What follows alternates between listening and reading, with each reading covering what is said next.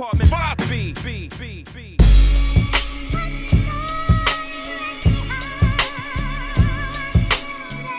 You're now tuned into the Apartment 5B podcast, where we chop it up about hip-hop, R&B, sports, love and life. Hosted by Kill.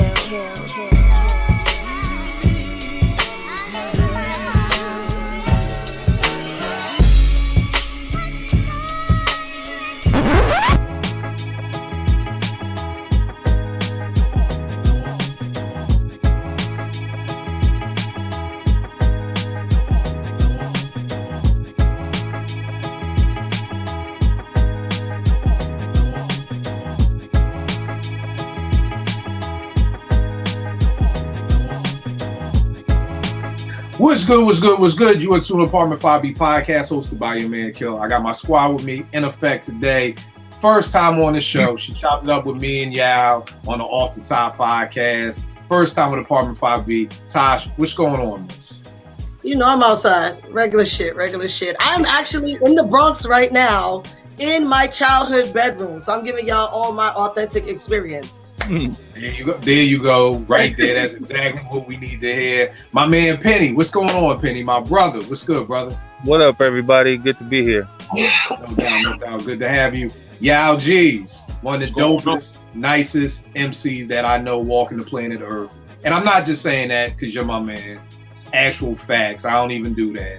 So, Yao G's, what's going on, good brother? Representing at Another Lane, premier spot for all kicks. All I do is promote my people, you know what I'm saying? Another Lane, shout out to them. Chad and Adina all day, shout out to them, nothing but love for them. Facts.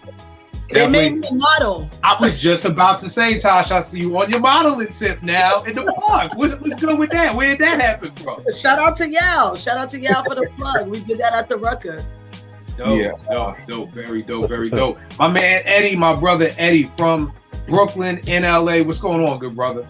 Yo, I'm good. I'm not in my childhood bedroom, but I'm in my child's bedroom. There you go, man. There you go. Now, here's the wild part, and I just realized this. I think it's when I get a lot of New Yorkers around me. You're from Brooklyn, but you're a Mets fan.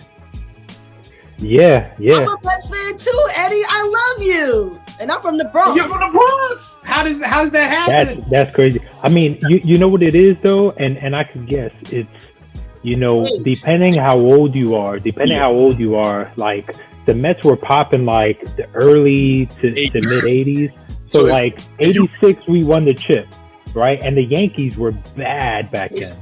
You know what I mean? And we had Doc Gooden, we had Darryl Strawberry, Howard Johnson, all them, Keith Hernandez. Do y'all see why I always say with Apartment 5B, I like keeping smart people around me?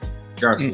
You see this knowledge that's being dropped? Because I don't keep up with baseball. I ain't gonna hold y'all. So I had no idea that there was a time where the Mets was more popping than the Yankees, because you let the narrative is the Yankees been the shit since day one. So, but since we're talking about the Yankees, we are today saluting, to me, the most important borough ever in New York City, the Bronx, the BX, everything the Bronx. That's why Tasha's chopping it up with us. She's gonna be our tour guide for the day through the Bronx.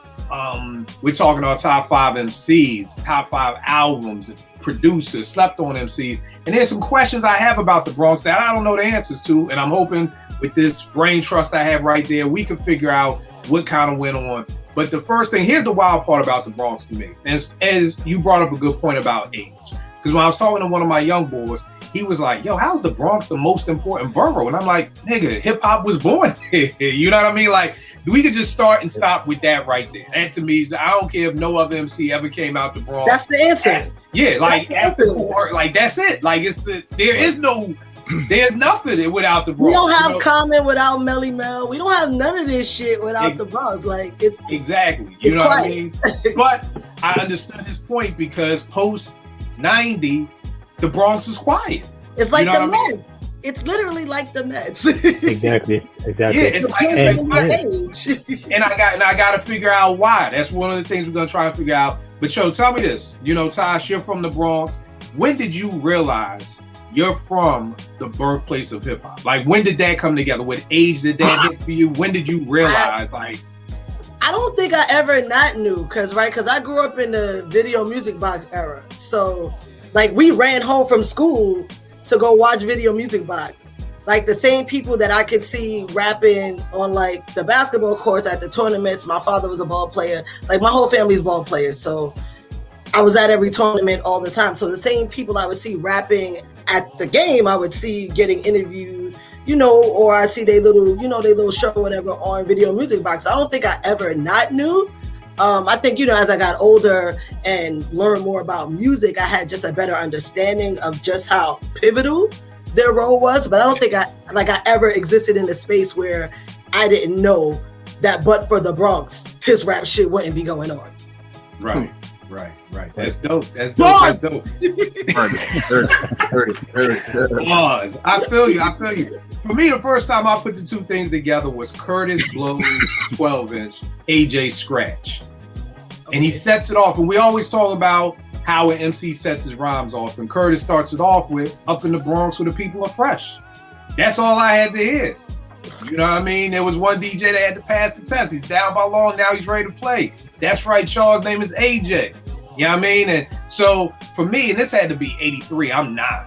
I'm a shorty. You know what I mean? But the whole premise was, yo, I want to be fresh. Where the people fresh at? In the Bronx. You know? So it's, for me, it was up in the Bronx where the people are fresh. Like, that's the first time it connected. To me, it kind of was solidified a little bit more with Beat Street, you know, which is one of my top 5 favorite movies ever. Like, not just any genre ever is Beat Street. I love that movie. I probably watched that movie more than I watched any film ever in the history of my life. I'm ashamed to say that I probably like rapping a little more than I like Beat Street, because rapping is high key trash. But it's high key trash. But I fuck with it. I'm not even gonna lie to you.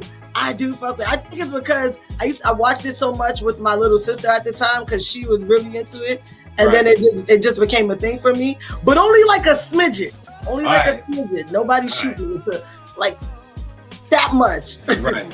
But I mean, for me, Beat Street was like, that was it. I wanted to be Lee. By now it's 84. I'm 10 years old. I wanted to be Lee. I wanted to grow sideburns like Lee. Everything I wanted to do, I wanted to be Lee.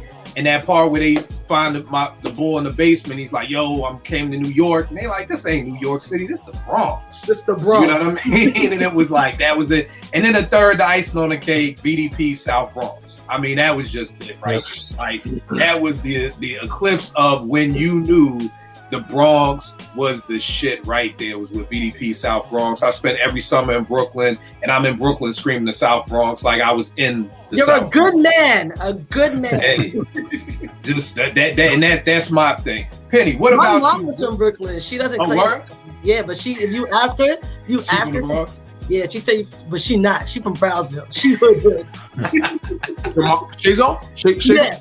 This from Brownsville. This now is making It makes sense, right?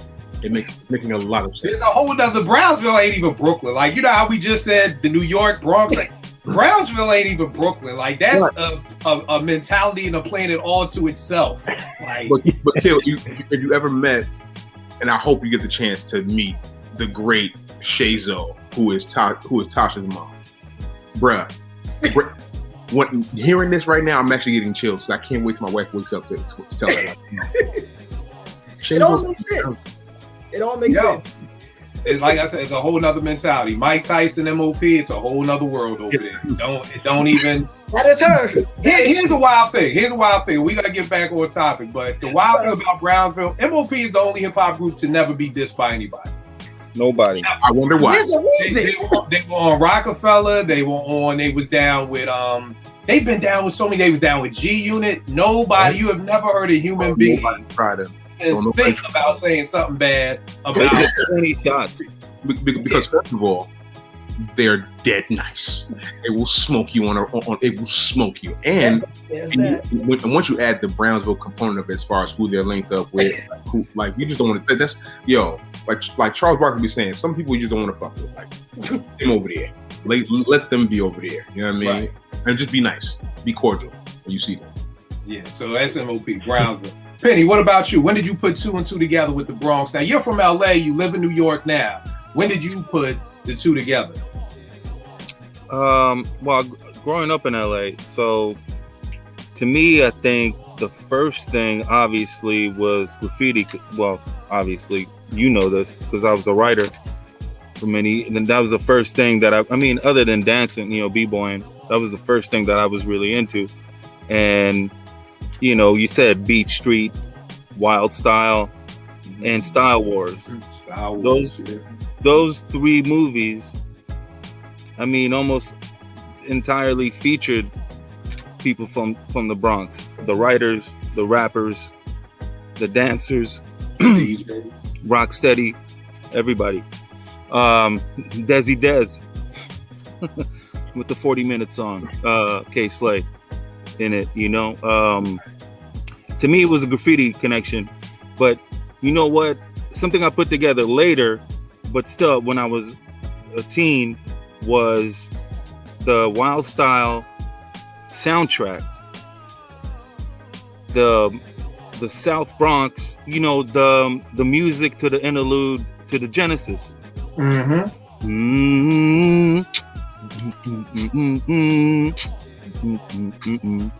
So that's and that's a South Bronx, not only in title, the song, but that's Casanova Fly rapping, Grandmaster Caz. One of the greatest soundtracks ever, right there. Woo. There it is. That's it right there. If you don't know about Wild Style, please go watch. Like I always say, like Fife said, not now, but right now. You got it. So what? The number one. What's the first track? South Bronx Subway. Nah, they got Military Cut, MC Battle, Basketball Throwdown, Fantastic Freaks at the Dixie, Subway Thing, Cold Crush Brothers at the Dixie. Yeah. Yeah, man. So watching those films, the soundtrack, and then of course, Criminal Minded comes back to that, and Critical Beatdown. We gonna talk about all those later, bro. This is why I know. This is why I love the show, because when certain albums I think of, it was like Penny. If we talk about Critical Beatdown, we gotta get you in here. Yeah, so it comes to those albums, and and forward, DITC, etc. Definitely. Yeah. What about you, good brother? For me, I know I'm a little younger than everybody in the group, so my hip hop experience, kind of like I said, I caught it late because of a lot of things. So not to go into that whole spiel, but I think my first real experience, probably like I said 97, 98. I think Tasha said it was like Peter Guns and Lord Tariq. You know what I mean? So like when they set it on track, not necessarily like I'd always heard South Bronx by KRS-One. They played on a mix show. You couldn't escape New York City radio. They was playing that joke whenever. But I was young. You know what I mean? It didn't resonate like that. But it was at a time when it was like, yo, Flow and Pun started getting on the scene. Deep Cover was coming. You started hearing Pun's name. Pun was on the Beat Nuts record, and then Lord Tariq and Peter Guns hit us with the "If It Wasn't for the Bronx Rap Raps, probably wouldn't be going on." And that's when it all kind of connected to me. You know what I mean? I was probably like 16, 17, and that, always know that that's a very impressionable time for just being a teen. Also very impressionable as a teen in hip hop. You know what I mean? That's when you really those are the times when you really start to grasp hip hop. You really start to understand how to listen to rap and how to listen. And you start to understand boroughs and neighborhoods and streets and avenues you're hearing all throughout the music. You start to associate. You start to learn about different people's like experiences and their entire journey through hip hop. So that was when it was for me. Like I said, 97, 98, particularly with that song, because you literally couldn't go anywhere and not get it in your city. Like How Many Sun was playing it everywhere. BET and MTV was playing the video out. My only gripe with the video was they shot the video in Shea Stadium as opposed to Yankee Stadium. They couldn't get the permits. They couldn't get the permit. My whole block is in that video. Literally, my whole fucking block is in that video.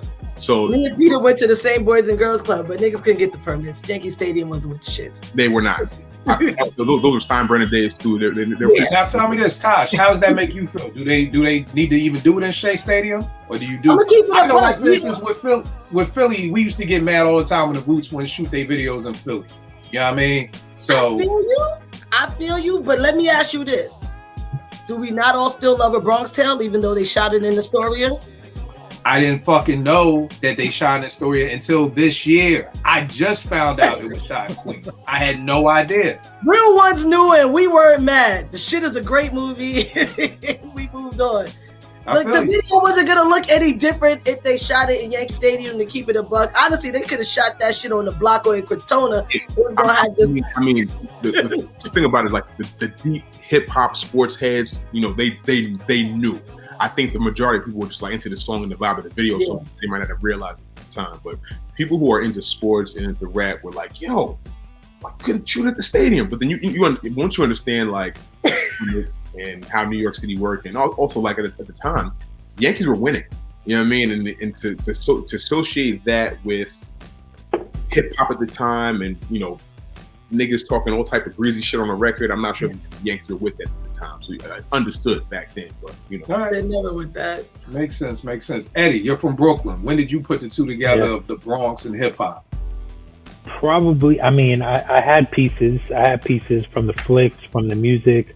You know, my dad had records and stuff, but I think was the Criminal Minded record, you know, with South Bronx and The Bridge Is Over. I think those two, you know, because, you know, the response to MC Shan, you know, for what he said about Queens or whatnot, and how KRS One set him straight, you know, that put like no doubt about, you know, where hip hop started, you know, pretty much. So, all right, no doubt. Tosh, we've talked about this before. I wonder if it's changed. Your top 5 MCs from the Bronx and why? So my top 5. All right. So for one, not so much that it's changed, but like having time to sit and really rank them, like. All of my favorites aren't like really popular. Like one of my favorite MCs is Frank Rams, and he's not really well known, but he's by far better than half the people with a deal. Right. Like if it was on some like put him up against half these motherfuckers with a deal, I'd put my money on Rams, like my actual hard-earned money. I would back Rams and I wouldn't even fucking blink. Other than that, like I still love. You're like insane if you don't love Fred. I ride for Remy like I know her personally and I've only met her like twice. Who else? Shit, hold on. I know I wrote a list because I just you had me in my music bag real quick. Oh, Corey, forget it. I wish Corey could get out of his own way because he's incredibly fucking talented, but you know, he's his father's son, so you know, right. If he can get in his way, he's gonna get in his own way. I know it depends on, you know, where you stand, whether or not you consider Slick Rick from the Bronx or from across the pond, but I don't really think there's a debate on Rick. For me, he's a Bronx head, and just off of, you know, the fucking just off of shit I've seen like with my own 2 eyes alone, he was always gonna be in my tops. I like Dragon. I wish we had gotten more from him. I feel like there was some untapped talent there. I recently, like right before X died, I like launched the investigation. Like, yo, where's Dragon? Like, where's man, though, I can't keep him out, but he was on IG a while ago spitting some shit. Like, I mean, Drag's still nice, bro. That's what I'm saying. Like, I felt like, yo, we deserve. Like, I thought we were gonna get so much more from him, and then we didn't. Like, if ever there's somebody that I feel like from my borough that really just we should have got more from is definitely Dragon. And that's probably it, really. All right. For me, at number 5, I got Grizzy. Hold the fuck on, because that shit Grizzy did with my motherfucking Yao, that is one of my favorite tracks, period. And I play that shit all the time. So we gonna give my man Grizzy Bro his fucking due. Shout out to Grizzy Bro. Big shout out to Grizzy Bro. Big shout. Now I'm done. No doubt. My number 5 is courtesy of Yao. Me and Yao go back and forth all the time. He calls Google trash. I think it's insanity on so many different levels. And one time, this is like Thanksgiving 3 years ago, and we're at apartment 5B, and he's like, yo, I can name 150 rappers better than Google. And I'm like, yo, stop. Come on, bro, stop. This nigga literally named 150 rappers better than Google. And I'm looking at the list and I'm like, Fred the Godson? Who the fuck is Fred the Godson? Do you know what I mean? Yeah, I was like, yo, he's nice. I'm like, bruh, his name is Fred the Godson. Are you joking with me? And yo, I pressed play, and yo, I've been a fan ever fucking since. R.I.P. Fred the Godson. He's Rest one in peace to Fred the Gordo. Rest in peace to Gordo. Yo, let me, for people out there watching, Fred is a problem. Especially me as an MC lover, one of my favorite things is quotables. Times that you constantly gotta rewind. You are not gonna listen to a Fred bar and not rewind at least minimum 5 times. You're gonna rewind. Like, yo, what did he just say? Like, oh yeah, what was the joint he got when he said something ESPN? I got your girl squirting in the Lex in the ESPN. I got your girl squirting in the Lex in the ESPN. Come on, bro. Like, yo. And I tell people this, it's a blessing. People have been sharing this with me on the timeline, and people take notes during this show. It's incredible. That's what I want this to be, an educational environment. Fred the Godson, just YouTube Fred the Godson Funk Flex. Just listen to that. And there are so many. I mean, I'm in the kitchen calling T. Come here, listen to this. Naomi, come downstairs right now and listen to what this nigga is saying. This fool just said, Michelle, there won't be no Michelles. He said something like Beyonce and Kelly, and there won't be no Michelle. Yo, it's literally too many bars. Fred is a monster. God bless the dead. That's my number 5. Number 4 is Lord Finesse, DITC, one of the dopest lyricists in my opinion. Number 3 is Big Pun. And the thing about Pun is I was never a Big Pun fan, but I'm one of the few people on the planet Earth who I don't have to be a fan of you to give you your props and say that you're dope. It's like got nothing to do with it. And again, it's not that I thought he was whack. Pun extremely dope. I just wasn't a big fan. Number 2 is Slick Rick. Like you said, Tosh, to me, he's from the Bronx. One of the greatest debut albums ever with the greatest storytelling. I never understood why people didn't even feel the rules back. I like this album too. I mean, I had no beef with it. I enjoyed the hell out of it. And then number 1, KRS-One. Like I've always said, BDP's Criminal Minded may literally be the album I played the most out of any album of any genre throughout my whole life. So that's KRS. Penny, what about you? Who are your top 5 MCs from the Boogie Down? So that's a wrinkle. I didn't have Rick down from the BX. I mean, I don't know. To me, is that okay? I mean, I might have to change this list. So, hey, that's what you gotta do, bro. I mean, who'd you have though? Who'd you have? Chris, right on top. No question about it. I mean, the way I did this, and yeah, I'm not gonna have to say something after each one. Maybe the last one. I got a list, right? I got about 50 MCs down in my personal GOAT list. And I just went down that list and picked out the cats from the BX, and except the last one, and I'll explain. So Chris, Pun, Kool Keith, without question. Yeah, a lot of y'all OGs love Kool Keith, man. I noticed that, yo. Yo, we gonna go into that when we talk about albums, y'all. We'll talk about it. We'll talk about it. Yeah. Yeah, I mean, he's the first futuristic alien. I understand. It's not for everybody. I had Keith, okay, and then Finesse for sure. And last, to me, I'm gonna put Grandmaster Caz because actually, and just so people know, put a pin in that real quick. People know that there's a section of this where I'm just paying respect to people from the Bronx. You know what I mean? Caz was just a little bit before my time. You know what I mean? So that's the only reason why he's not on my list. But please, break it down.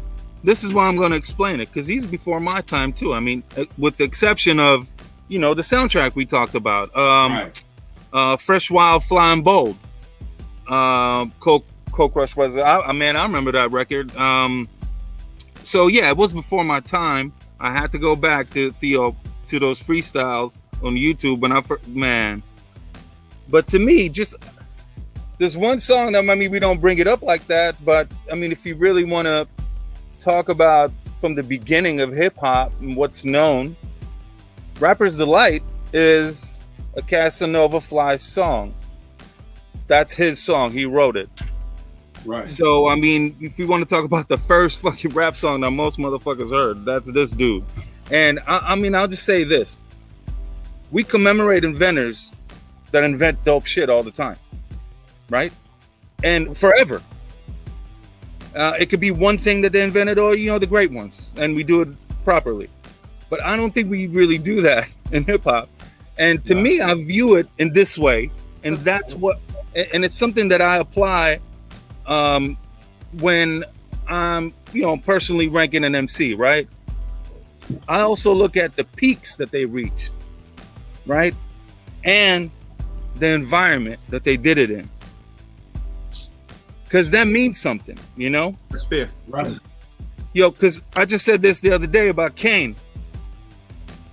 The peaks that he reached, to me, I mean, it's like Everest. Cat's still dying climbing that with all the technology that you have. That's, to me, Kane peaks stand, right? Yeah. So the peaks that Casanova Fly reached, I mean, I didn't even know that was his song, and I was saying every word to it, just like a million other people. So I'm putting him on the last list. My honorable mention is OC, though.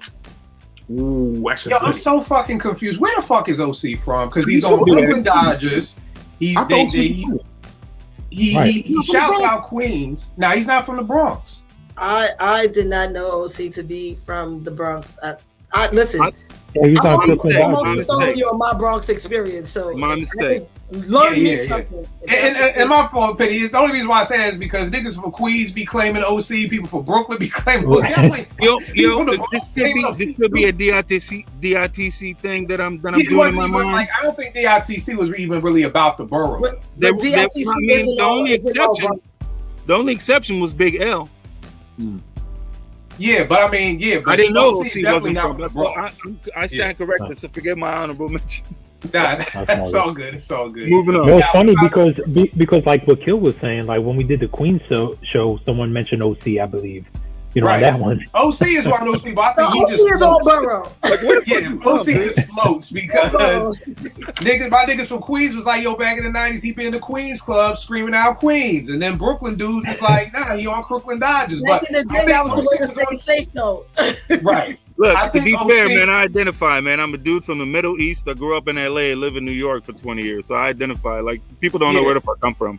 But I think that's the thing. I think because even when O was on the show, I think he grew up in Brooklyn, but then he moved to Queens. And then he moved in next to Farrell and Prince Poe. And then that's how he got down with Fudge Pudge. So, I don't know what my brain did on that one, man. It's all good, bro. There's some MCs who we all forget where they from. Yeah, what's your top 5 MCs? I'm interested, you being an MC. I'm always intrigued what comes out of y'all's mouth when it comes to breaking MCs. My number one is Pun. As far as how I feel about rappers and just the overall skill set, you know what I mean? And for Pun, Pun also continued like, if we're just talking about lyrical skill and being able to flip words and say words in pockets, there's not a lot of people that are better than Pun at that, you know what I mean? Pun also had the full package as an MC. He can hold melodies on records. He can if you want to go in the booth and just spit, he could do that. About you want to rap about girls, he could do that. Some gangster shit, he could do that. You want to do storytelling, he could do that. And also like Fireworks is going back. Harlem is gonna Harlem, man. They just gonna hold on. I mean, only on Apartment 5B. Only on Apartment 5B do you get live fireworks 3 days before the 4th of July. Live and direct. Also, as far as Pun is concerned, like Pun also after Big died kind of carried on the big boy bravado swaggy rap. He had it all, you know what I mean? Like he could slick talk to the chicks, and also like the Puerto Rican thing also was huge, you know what I'm saying? Like he repped hard. Hey. So I'm always gonna pick Pun number 1. Number 2 is Slick to me. Slick, I tell Kill all this time. I tell Kill this all the time. Like before I'm like did my first album, there was a couple albums I had to study before I decided to go do an actual project. It was Rock Campaign 4. I had to go study.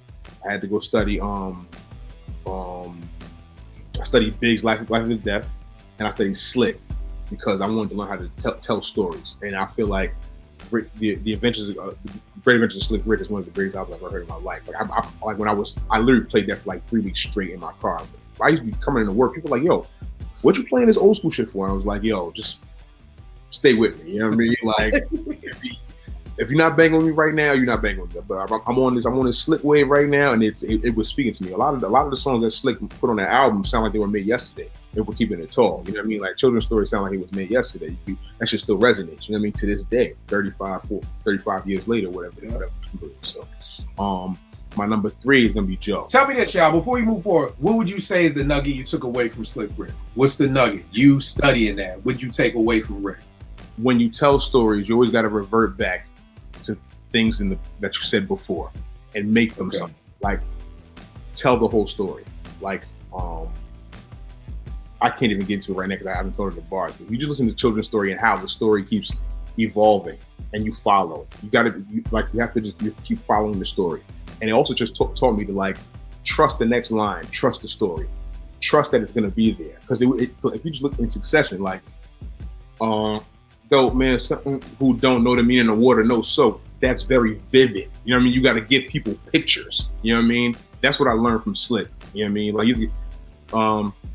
what's the other lineup? Forget the lines. But what it is you have to be very vivid, and you also like when you're telling the story, revert back to things back in the story to give it more oomph, and then get to your final. You know what I mean? I learned a lot from that album, honestly. What's the other song that I love on that album? The Moment I Feared. It was The Moment I Feared. Like, that's another one. You know what I mean? It's like, yo, there's so many gems that he gets. You know what I'm saying? So, and obviously, Hey Young World is gonna be forever and ever one of the greatest rap songs of all time. My number 3 is Fat Joe. I don't think we can talk about the Bronx without talking about Fat Joe. As far as like sustained longevity. I know he went down to Miami. He was doing his thing like that. Honestly, when you look at Joe, he's from the Bronx. You know what I mean? He carries it all the time, wherever he's at. You know, the way he speaks, the swag, the sneakers. Like, Joe is a Bronx nigga. I fuck with Joe heavy. Also, I think Joe's also one of the most improved MCs over time as well. I think he got progressively nicer, and even now, like. The joint he got out right now with Cool and Dre is the Who Cares When It Feels Like Crack? That shit is, to me, an old school like rap vibe, and Joe still gives you that. It's been 20 some odd years, and Joe giving us very, very, very, very good records. You know what I mean? So I was always gonna give Joe his credit. 4, Fred. Niggas can't tell me nothing about my boy Gordo. Listen, man, look, if you want to talk about lyrical skill set with wordplay, with even like just pentameter, the way he says his bars. Sometimes the way he leaves the space in between to give you, like, let you sit on the bar. There's one bar that I love from Fred that's so crazy when he says, yeah, I'm nice, I concur. With the mic, with the shot, I concur. I concur. Steve Kerr, Mike, like, bruh, like, I'm telling you, bruh, Fred is a problem. You know what I mean? I fuck with Fred heavy. What's the project that I love from Fred? God Level. The last one he put out. Yeah, God Level. God Level was crazy. God Level was crazy. Tough. God Level was crazy. Grab that if you can. You know what I mean? Like, go take a listen to that. Yo, Fred and the Heat Makers was magic. Yeah. Man. It got kind of upset because they had a little team. I won't say a little team, but with Jim and Fred with the Heat Makers, it was getting into something. Also, bro, that Summer in the City off of El Capo. Also, Fred got the joint album, the Gorilla Glue album with Joel Ortiz, which is yes. too. You know what I mean? So, rest in peace to Fred, man. I just hate we lose our MC so soon. You know what I mean? It's just very. I mean, just look. I'm out of the 4 I already named, 2 of them are gone. You know what I mean? So it's difficult sometimes, but you know, we gonna keep Fred's name alive and keep banging his joints. My number 5 is here's what I do. I always want to give, you know, my women MCs the credit. So I'm gonna go Remy. Even though I could go Chris there. I put Chris as an honorable mention with my other boys as well, but I'm gonna go Remy because Remy. Listen, if we're talking about females in hip hop, there haven't been many that been better her in her era. You know what I mean? Like, she's easily a top 10 female MC of all time. Like I don't think she eats the big chicken in her house. She does. You know what I mean? Like, Tosh, this is why we're here. This is why we're here. Because I was just about to say, before we talk about Remy as a female MC, we can just talk about it as an MC. As a fucking MC. Like, we don't even have to talk about it as a female MC. Because when anybody brings up Papoose around me, I'm like, he can't even eat the big piece of chicken in his own house. So that's There's no shade, but the facts are the facts.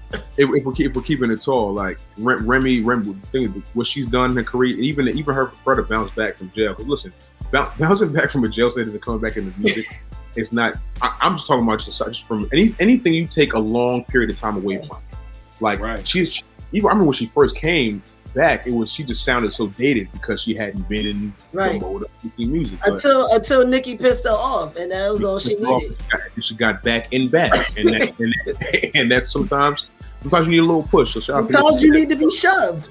You know what I mean? So I'm gonna give. I mean, you talking about Rick. It's the same thing that happened to Rick when Rick did that jail time. It's like you said, it's a hard thing to bounce back from. It's tough. It's tough. And Remy did that. You know what I mean? So those are my 5. I got some honorable mentions. I'm gonna throw Chris in there because you got Chris in there. I'm gonna throw my man Grizzly Rowe in there because my man Grizzly Rowe is stupid nice. Another dude I know named S. Dinero, who's stupid nice from the Bronx. Axel Leon, go check him out. He's stupid. He used to do a lot of songs with Fred too. And I'm gonna say, listen, for my young boy, I'm gonna give A Boogie his credit, bro. Like, I'm gonna give A Boogie. You know what I mean? Like, I like him. He don't do nothing for me. I give a 2-step to that shit. You know what I'm saying? As far as young boys, he makes really good like music, and it's not like it's stuff that I can listen to. I really like last album. I mean, his first album, I should say. So, you know, those are the ones I had. No doubt. Eddie, who you got? Who your 5, babe? All right, I'm gonna go top down. So my number 1 spot got to be KRS-One. I mean, I feel like, you know. Yes, you know, the pioneers that came before KRS, they literally put the Bronx on the map. But as far as like, you know, MCing and you know, making a real big statement in hip hop, I feel like KRS-One and BDP really put the Bronx on the map. You know, and they had the anthem South Bronx. You know what I mean? So got to be his longevity. The name of the crew was Boogie Down Productions. Like, it was like Boogie Down Bronx. Like. You know, exactly. you can't put it on your back no better than that. Yeah, and you know, I saw him one time years ago when I was like in San Diego, a small club. You know, a group that my wife and I were managing at the time. They were opening up, and I didn't know KRS-One was a headliner, and that show was crazy. I mean, just hit after hit. He's one of them MCs, like he could do a whole set, like everything's a banger. Every single thing he's gonna perform is just absolutely crazy, like you're going wild for it. So I mean, yeah, KRS-One. My number 2, it got to be Slick Rick. You know, I think with hip hop, you know, as far as like whether he's from London or the Bronx, I think, you know, with hip hop, it got to be like, you know, where'd you get your start as an MC? You know, where'd you make your name? And he made his name in the Bronx. Yeah, I mean, just, you know, renowned storyteller, you know what I mean? A classic album, you know, came back with another very dope album. In the 90s, the art of storytelling. I always give him props for that because that's hard to do, you know, especially a lot of MCs from that era. I mean, think about like when he first came out, you know, doing them, you know, singles with Dougie Fresh, you know, all that. How much time passed before he dropped that Art of Storytelling album, and had Raekwon and Outkast on there and all that. So that was crazy. Big Pun is my number 3. I think, got to represent my fellow Boricua, but he was just dope. I mean, yeah, his career was cut short, but I mean, skill wise, like, you can't knock him, man. His skill rhyme, like Yao said it best. He basically like could get into any bag, and be perfectly comfortable on it. Like I wasn't a fan of that second album as much, and I think his I think his health issues played a part. You know what I mean? No like question. You could tell his breathing and stuff like that. His breath control was a very big part of who he was as an MC, and I think that really affected him. So, you know what I mean? Number 4, I'm going with Kool Keith. I'm not as old as Killin' Penny, man, but when I heard that Critical Beatdown, I feel like Critical Beatdown alone puts him in there, like open, closed book. I gotta check this out, man. I have to check this out. Yeah, we're about to go to Critical Beatdown in a minute. Me and Penny literally can give you a whole dissertation on the importance of Critical Beatdown. So I'm not going to harp on it as much because I know they're going to go into it, but one of the most incredible performance over a whole album, display of MCing. I mean, especially you got to look at the year where that album came out and what he was doing. Incredible. So you gotta understand. So the reason why I laugh is because literally my first experience with Kool Keith, I saw him like it was a newer song when I was probably like right. I don't know, maybe like 13, 14, somewhere like early teens, and I was just like, who is this nigga? And then I was like, the song was just like really, really, really weird to me. I'm 13, 14 at this point. I'm listening to Jay, and I'm listening to, I'm listening to Woo. I'm listening to Raekwon is out at this time. I'm listening to Cellar Dwellers, and I'm like, who the fuck is Kool fucking Keith? Like, get this nigga out of here! Like, I didn't, I couldn't fathom. I just couldn't understand it. And keep in mind, I'm not a big fan of Kool Keith, like the Dr. Octagon and the Black Elvis. So that is what it is. Black Elvis. He had the fucking the wig. Right. See, that's the thing. I was like, yo, but it goes back to nigga. But it goes back to what Eddie said. My love for Kool Keith is just off Critical Beatdown and probably Funk Your Head Up, the 2 Ultra albums. Like, that's it. Like, right. I don't know anything else he's done because you're right. That was some weird shit to me, and it just wasn't for me. You know what I mean? I know a lot of people love it, but it just wasn't for me. It just didn't speak. I'm so glad you said Black Elvis. I couldn't figure out what the look was, but as soon as I was like, the hair, Elvis, little roll up, little. Oh man. And then my number 5, I gotta go with Fat Joe, cause DITC, Fat Joe, Don Cartagena, still one of my favorite albums. Like what him and Pun did on that album, like crazy. I mean, Fat Joe had a hell of a run. I don't check for him as much anymore, but I feel like he put in that work. So yeah, I gotta give him his flowers. And for my honorable mention, I didn't put him on my top 5 because they're a duo. And my honorable mention is Camp Lo. Camp Lo, let's get it! I can't separate them, yo. Bro. I'm not mad at that pick at all. I support that. I support very dope pick. I support that. Very dope. Don't lie, Eddie. I swear to you. I was like, bro, I'll put Camp Lo on this. I was like, very dope. I don't want to put a duo. Yo, right. I can't separate them, yo, because their chemistry together is just so incredible. It's a 5 mic album to me. That's the one. Album. Easy with the eyes closed. These dudes. That's great Yelp review. Oh man, definitely recommend. Definitely recommend. Great Yelp review on Saturday. Dope, real dope pick on that one, Eddie. And then the joint with Pete Rock, the 21 blocks to Tiffany's or whatever. Yo, that would be a 5 mic album to me if it wasn't 108 songs on it. Like they could have just shortened that down to about a good 14. Incredible album. A great pick, Eddie. Great pick. All right, tell me this, Taj.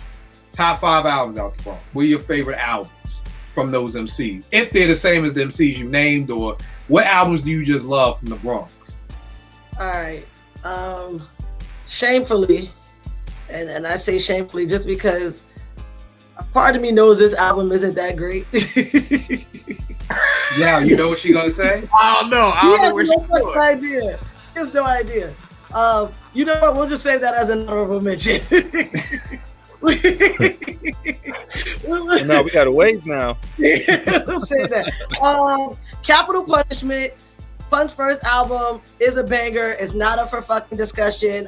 It's a hill I'll fucking die on. The compilation album that Terror Squad gave us, not up for debate. Not up for debate. Okay. It's a fucking banger. That's a dope one. Yeah, that I'm willing to die on. Very obviously, like everybody else, Criminal Minded is really not like up for debate. The Great Adventures of Slick, not up for debate. And even though everybody didn't love it as much as I did, I really did love the art of storytelling. I thought it was a bop. So I know everybody didn't fuck with it, but I did. What's the Slick Rick joint? Yeah, Slick Rick joint. Yeah, I love that. I love that album. I like it. I like the I feel like y'all know I'm not making this up. Some people don't fuck with it, but right. It was a thing for me. Yeah. I can't remember what's on anything commercial that this particular artist dropped, but like literally you can give me any Corey mixtape and I'm gonna put that shit in my top 5, and that's on period. The honorable mention, I really did fuck with Lord Tupac and Peter Gunn's first album. It wasn't fucking amazing, but I fucked with it. You know? I like it. I got into a lot of arguments freshman year in college because motherfuckers was like, you only fuck with it because you know Peter, or you only fuck with it because you from the Bronx. I was like, it's actually good though. Like, it's not a bad album. Shit. I thought it was solid. I thought it was solid. What happens with a lot of times? What happens a lot of times is if it doesn't live up to that first single, and to me, it's the civilians who do that. And I call folk who aren't hip hop heads, who don't love the culture, they're civilians. The civilians don't love it because it may not live up to the top billing of that song, or the civilians may not love the artist storytelling because it wasn't the Great Adventures of Slick Rick. But you got to understand, I can't expect Rick to give me an album 20 some odd, you know.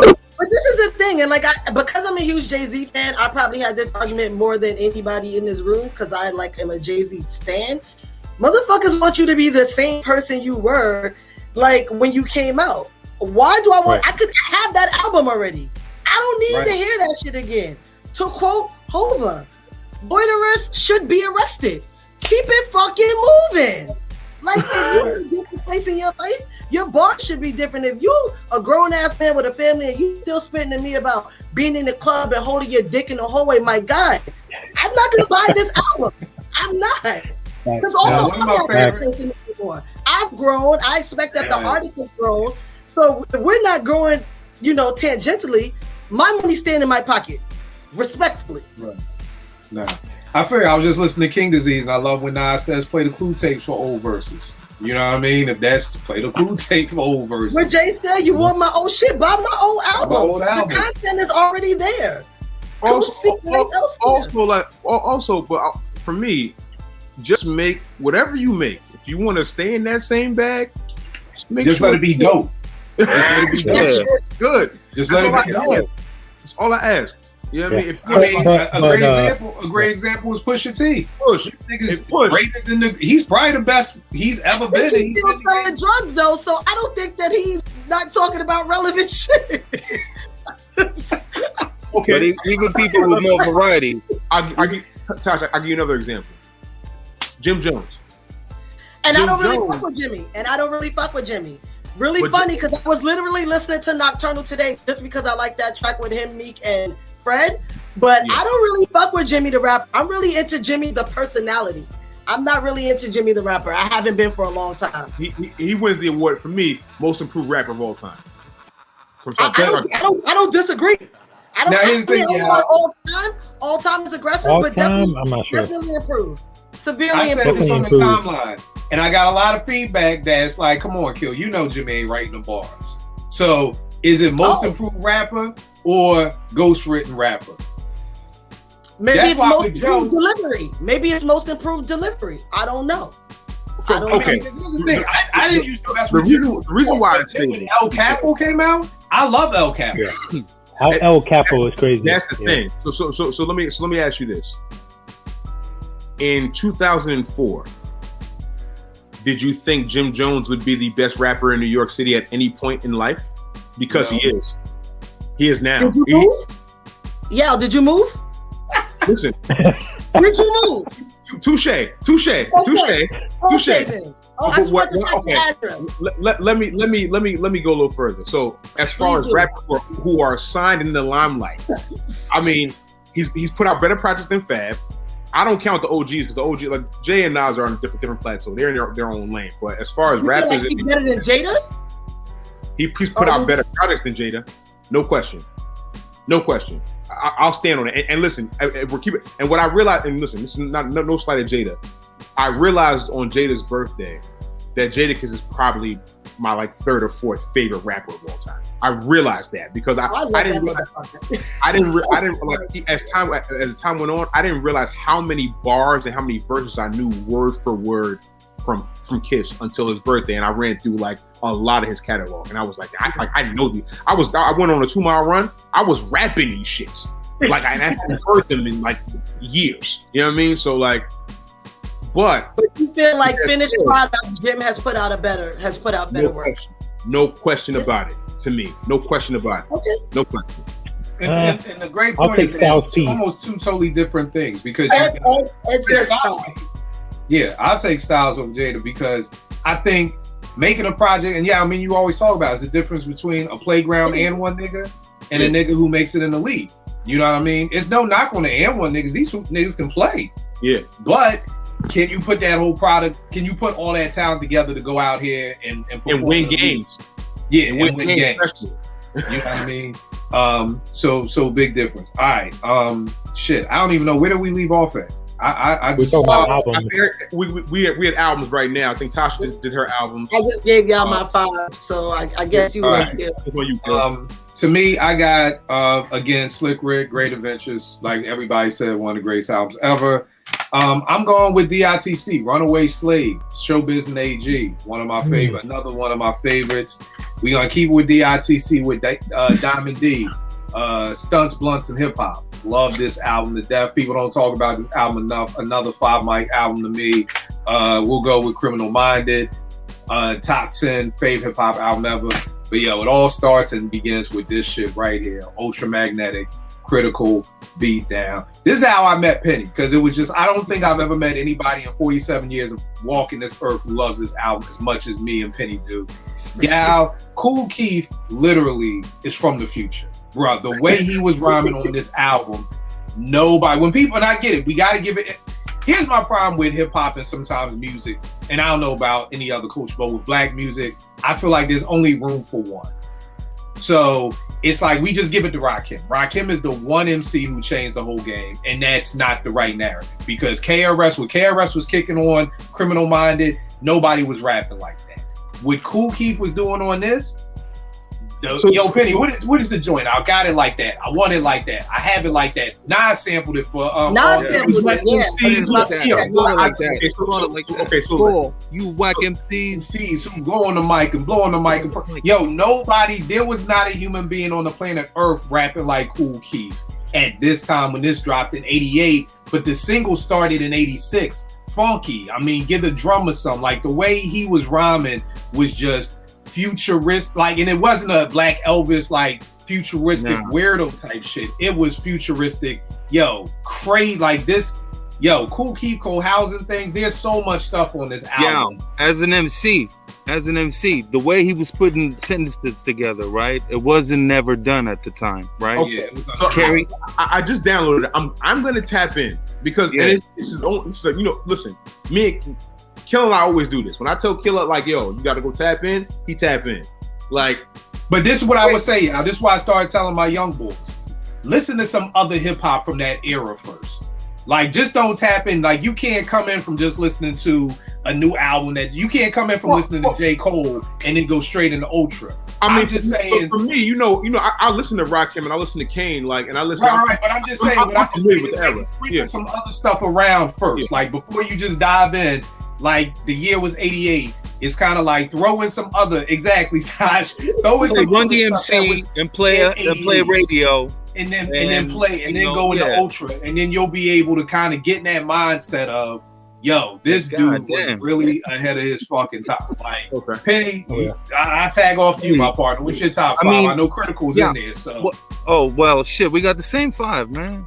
Oh, well, there you go. We got the same 5 because I didn't, like I said earlier, I wasn't thinking right about Rick. So I'm gonna take my 5th and make that the honorable mention. It's Criminal Minded, Critical Beatdown, Stump Blunts and Hip Hop, Runaway Slave, and of course Great Adventures.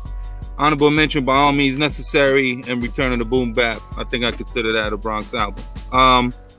One thing, okay, going back to Critical Beatdown. Yeah, dude came out dissing Run DMC in a song, like unheard of. And his talking about that he said they rhyme like babies. He said they rhyme like babies until Penny told me. They use the simple back and forth, the same old rhythm that the baby can pick up and rhyme right with them, dude. And the beginning of that song is Peter Piper say what? The hell with childish rhymes. You know what else he said on that album? He took a little slight shot at Rakim. He had a couple of bars and it just rhymed perfectly, and he said like fish, which ain't my favorite dish. And that's OD. Yeah, you are. He's wild. The dude was just going at everybody, and nobody. But what it really was is like Ty said, that was the Bronx energy. It was like, Black Air Force Ones were invented in the Bronx. Okay, on a hot day with no AC. You need to fucking know that. You want to talk about footwear? Look, LA, all right? LA. This is off the second album. No, Papa Large was big, right? Papa Large. That was crazy. Papa Large was crazy. Man, you had cats in LA with 40 Belows Timbs and the goggles and the welding goggles and shit. I swear to God, man, the dude touched off something, not in the underground, but even wider. I think to me, he laid a ground, not necessarily a tree that you can look down to, right? But he laid a ground for somebody like Doom. He laid a ground for somebody to be like, you know what? I'm going to do whatever the fuck I want on this fucking record. I'm going to say whatever the fuck I want in whatever style I want because I think this shit is dope. And, nobody was doing that. There was a certain cadence people were doing. Kane and G-Rap came and people were going real fast and they try to emulate them. You had Special Ed come in and Slick Rick, and you had some whimsical stuff. You had all that stuff, but you didn't really have that dude. And then De La comes, right? Yeah. When you look at their debut, this shit is out there. I swear to God, I don't remember the interview, but Paz talked about hearing Critical Beatdown and how that shit blew their mind. So I'm talking about it touched off people that we look at as the people who touched off other people that we admire. You know what I mean? It's a nucleus. And just the whole style. Yeah, like you said, Tosh, it's the nucleus of it. And like you said, Penny, great point, because Doom is cut from that tree. If we really look at MCs, there's so many MCs that get cut from the tree of another MC. Of it just being like, oh shit, I didn't know I could rap like that. The tree of life is in the Bronx. I concur. Yeah, man. There's no hip hop without. And this is why I said, and we're going to go into why it's controversial when I talk about the Bronx being the most important borough, because everybody's like Brooklyn. There's nothing controversial about it. The city. Here's the thing: New York is an ethnicity. No, it's a nationality, and your borough is your ethnicity. Everybody clutches to their ethnicity. That's it. They don't want to acknowledge anything else. So even though we all know unequivocally, without the Bronx, half these motherfuckers would be unemployed and dropping the fries at McDonald's where they barely have any other gifts off the wall ass, they're still gonna act like, yo, but Biggie, yo, but Nas, yo, but the Wu. Cool, my guy. but without everything else that came. It's like they think they can build the fucking penthouse without building the basement. You can't. No. You can't skip the steps. You need the foundation. Can't skip the steps. Nah, that again, this is why I needed you, Tosh. This is why I need the Bronx energy. Yeah, who's your top 5 albums? What's your top 5 albums? Great Adventures of Slick Rick is number 1 to me. That thing, man. Boys and girls, everybody watching, because we're blessed that we have viewers, and I sometimes forget it's just not the 5 of us talking. You've heard it from everybody up here, Slick Rick. You know what I mean? You've heard it from everybody. You got to go do your homework on Slick Rick. You know what I mean? I'm sorry, yeah. You know what I mean? Like, just to give people just an overview. Like, I'm younger than everybody else, so when we're of age. When Season. When Great Adventures came out, I was like 7, 8 maybe. So I didn't even listen to it in full until I was like a grown ass adult, probably like 26, 27. So like, you gotta understand, when I listened to the album 20 years after it came out, and for it to sound so timeless to me, like treat it like a prostitute is like the first record on the joint, the first one. It's like, that's how you start. That's how you start this thing off. You're like, damn, that's aggressive, right? Right. You know what I mean? But like I said, for me, I've always loved storytelling rap. Always loved just the poetic. I've always been intrigued by it. It's the reason why I do it. I've always been intrigued by how you are able to tell a story in rhyme, like line after line, and keep the same theme going, or even just keep the story going to make it to. And a lot of these stories are just very relatable if you listen to them. So yeah. I'm going Greatest Adventures. He writes like a screenwriter. His raps are like a sitcom. Yeah. You visualize everything you're hearing. Yep. And that's what gives you. And he gives you the visual. Yeah, I touched on this though. You're like, he has a structure to the story. Yeah, exactly. Starting off, when I was sitting on my lunch break, and then like you're on to the next thing, and then he's on here, and then the middle of the story, and then you right. Then boom, you're right at the end. Remember, it's so funny you say that. It's so funny you say that, Tosh, because I'm saying it's just like you said. It's like a script. It's almost like how you were taught. It's almost like how you were taught to write papers in college and in high school. It's like it's the intro. It always starts off with. You said you finished the pilot. Yeah, I just finished my first pilot. So when y'all was talking about the way you write. Yeah. So when y'all we gotta talk offline. We gotta talk offline. Then. So when y'all was talking about the way you casting this, huh? We gotta talk offline. Oh, okay. Penny's an accomplished actor. Like, we gotta connect the dots.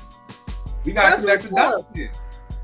We definitely gotta connect offline. But when y'all was talking about the way that album affected him, as a lyricist, and just the way the story was presented, and how it brings you back to this part of the script, and or back to this part of the bar, and how it, you can visualize it. I was like, this is exactly like a framed script. It's exactly like a framed script. Like fade in. He introduces the characters. He sets the scene. He gives us the dialogue. He ties it all back in. He wraps it up and fade out.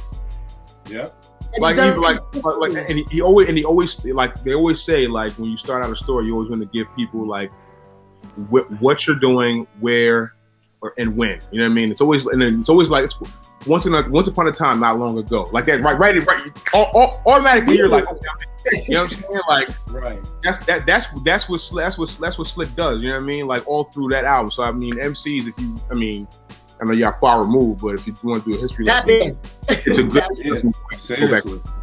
Number 2 is Capital Punishment. One of the most well-rounded albums you'll ever hear. Lyrics, joints about girls. The singles were big. Let's not forget about that. I don't want to be a player no more. I don't want to be a player no more. Is a record that still gets played to this day. What's that joint with Norman? Bro, you came up, bro. And it's funny because niggas was talking about that song. Like you could probably put Nori could play that song in the verses if he wanted to, and he's only on the hook. You know what I mean? Like, but that's how good the song is. But it goes. It's good. It goes. I'm not a player. I don't want to be a player no more. Then you got Super Lyrical with Lord. Lyrical. Then you got the joint with Mob. Fletcher. Even the interlude, packing the Mac in the back of the act. Then the joint Miss Jones. Come back to me. Woo! Listen, y'all don't know. Listen, y'all don't know. It's a solid fucking album. Yeah, it was a dope album. I'm always gonna give Criminal Minded this credit just because of the OGs. And actually, a little known fact, my uncle was a reggae artist in the early '90s, and KRS was managing him for a little bit. So that's why my uncle was always playing 9mm. Oh, bang, always. Like that was his shit. Always playing that shit in the crib. So I'm gonna give it up to that. Don Cartagena, Eddie mentioned that earlier. That's my 4th album. Like Don Cartagena is one of my favorite albums. It's a very well-rounded album. Pun was all over in there. And listen, like I said, Joe's gonna give you a lot of raps, but he also gave you the features too. You know what I mean? Like Cuban Links and the Terror Squad album, he gave them opportunity to shine on the album too, and they delivered too. So I go Don Cartagena, and because Kill put the album cover up, I changed my 5th one. I'm going Uptown Saturday Night for my 5th one, bro. This is a no order, but bro, I bang with that album so fire. Keep it a buck. If it's the 2nd album I bought with my own money. The first album I ever bought with my own money was Redman Muddy Waters. The second album was Uptown Saturday Night. I damn near my CD player was done after 6 months playing the album so much.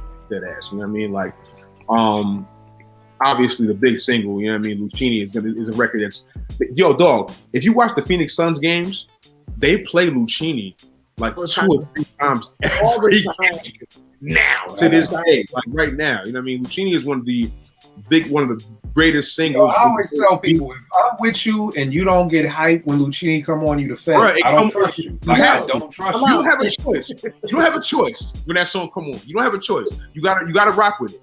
And even the history behind that beat, the fact that like Jay wanted it and Ski was like, nah, that's for Camp Low. Can you like just the Jay-Z was like wanted the beat, and he was like that. It could have been a whole different thing. And for me, I'm glad it didn't happen because I'm not sure the way Camp floated on that shit. This shit was like tailor made for them. You know what I mean? So I'm really happy as to how it turned out. It's one of that's also a very memorable hip hop like impressionable, memorable hip hop moment for me in hip hop, because I was just like I said, 15, 16. You know. It was one of the biggest songs on the radio at the time when we heard it. It was in the top 10. I was in boarding school at that time. We used to listen to Power 99. They had the Power 9 at 9 or whatever it was. And bro, for easy 10 weeks, it was always like the top 3 every week.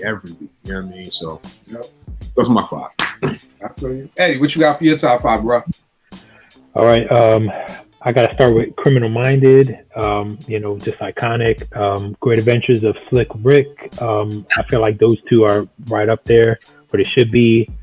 Critical Beatdown. I mean, I don't have to belabor the point. Kill and Penny broke it down, like crazy album. Uptown Saturday Night. Y'all said it all about that album. That album's just a vibe, man. And Geechee Suede and Sonny Chiba, like they're back and forth, like incredible, absolutely. And I'm kind of back and forth for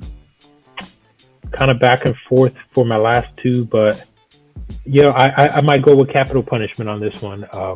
Like it's a little bit bloated to me, but just remembering, like I like a lot on that album, like it got a lot of skits and all that stuff. Like if it was, absolutely. If it was about like 15, 16 tracks, it would be perfect. All right, no doubt. That was that era though. Remember, everybody used to do interludes and skits. I mean, Diddy was gonna give you a whole fucking telenovela on every album. And that's that's some. Well, real quick though, something that we haven't really. I mean that. Yao covered puns so well, but the comedy, man, the dude was so funny.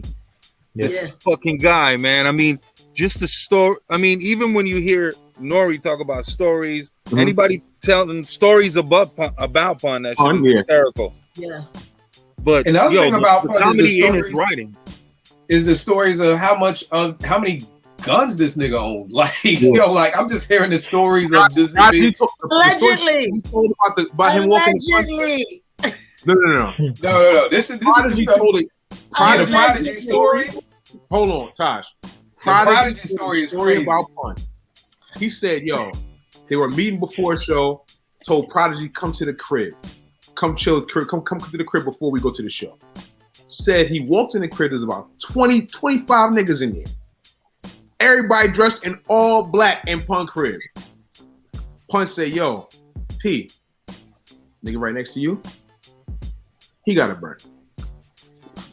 That nigga over there, he got a burn." And went around the room and was like, "Yo, we all strapped." Like Pun. And then he told P, let me see your gun. Let me see. He said P. He said P. Let me see your gun. I forgot about that. And P talking about, I left mine in the car. Yo, when Nori said, what? I'm not even gonna talk about God bless the dead. I'm not even gonna go. Real quick though. Leave me alone, bro. I'm gonna leave him alone. Real quick though, Nori said he went to visit him when he was in the fat farm. You know, when people go to like lose weight in a particular and he made him take him to a fast food joint, KFC. Yo, man. I'll stop right there, but. Yeah, Pun is definitely a legend for me. Quick timeout on the play. Just want to give respect. Grandmaster Flash. You know what I mean? Yep. Cool Herc, Africa Bam, the three pillars of hip hop. 1520 Cedric Ave. You know, the first hip hop house party. You know what I mean? Melly Mel, Kaz, CeeLo Rock. It's Yours, one of my favorite songs of all time. R.I.P. Tim Dog, who was down with Ultramagnetic, who had Fuck Compton, you know what I mean? And Penicillin on Wax. So, you know, and there's so many other Funky 4+1 more. It's just so much of what, like Ty said, the foundation. You can't build the penthouse without the foundation. The Bronx is the foundation. There's no way we could do a show and there's not somehow, some way that we don't talk about Flash, Herc, Bam, what they did for the culture and everything like that. So just wanted to salute them. Now, it's been plenty of times on here when we try to figure shit out. Me and Penny were able to figure out why don't albums like Strictly Business, Ultramax, Critical Beatdown, Business Going Off, why don't they get heralded as classic albums? From our conversation, we were able to figure out it's because we were living in the 12-inch era. So we were getting 5 and 6 12 inches before the album even came out. So by the time the album came out, we damn near heard already 70-80% of it. So that may be the reason. What happened with the Bronx post 90? Like, it was like the Bronx just took a break and just like Brooklyn every day out of it was always another MC. Turn on Rap City. Oh, Black Moon. Here now we got Smith and Wesson. Now we got AZ, and then with Queens. We did them a favor. It's called fucking philanthropy. It's called philanthropy. That's what happened.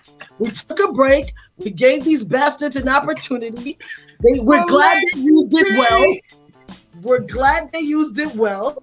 And that's what the fuck it is. Oh my gosh, philanthropy. It's called goodwill.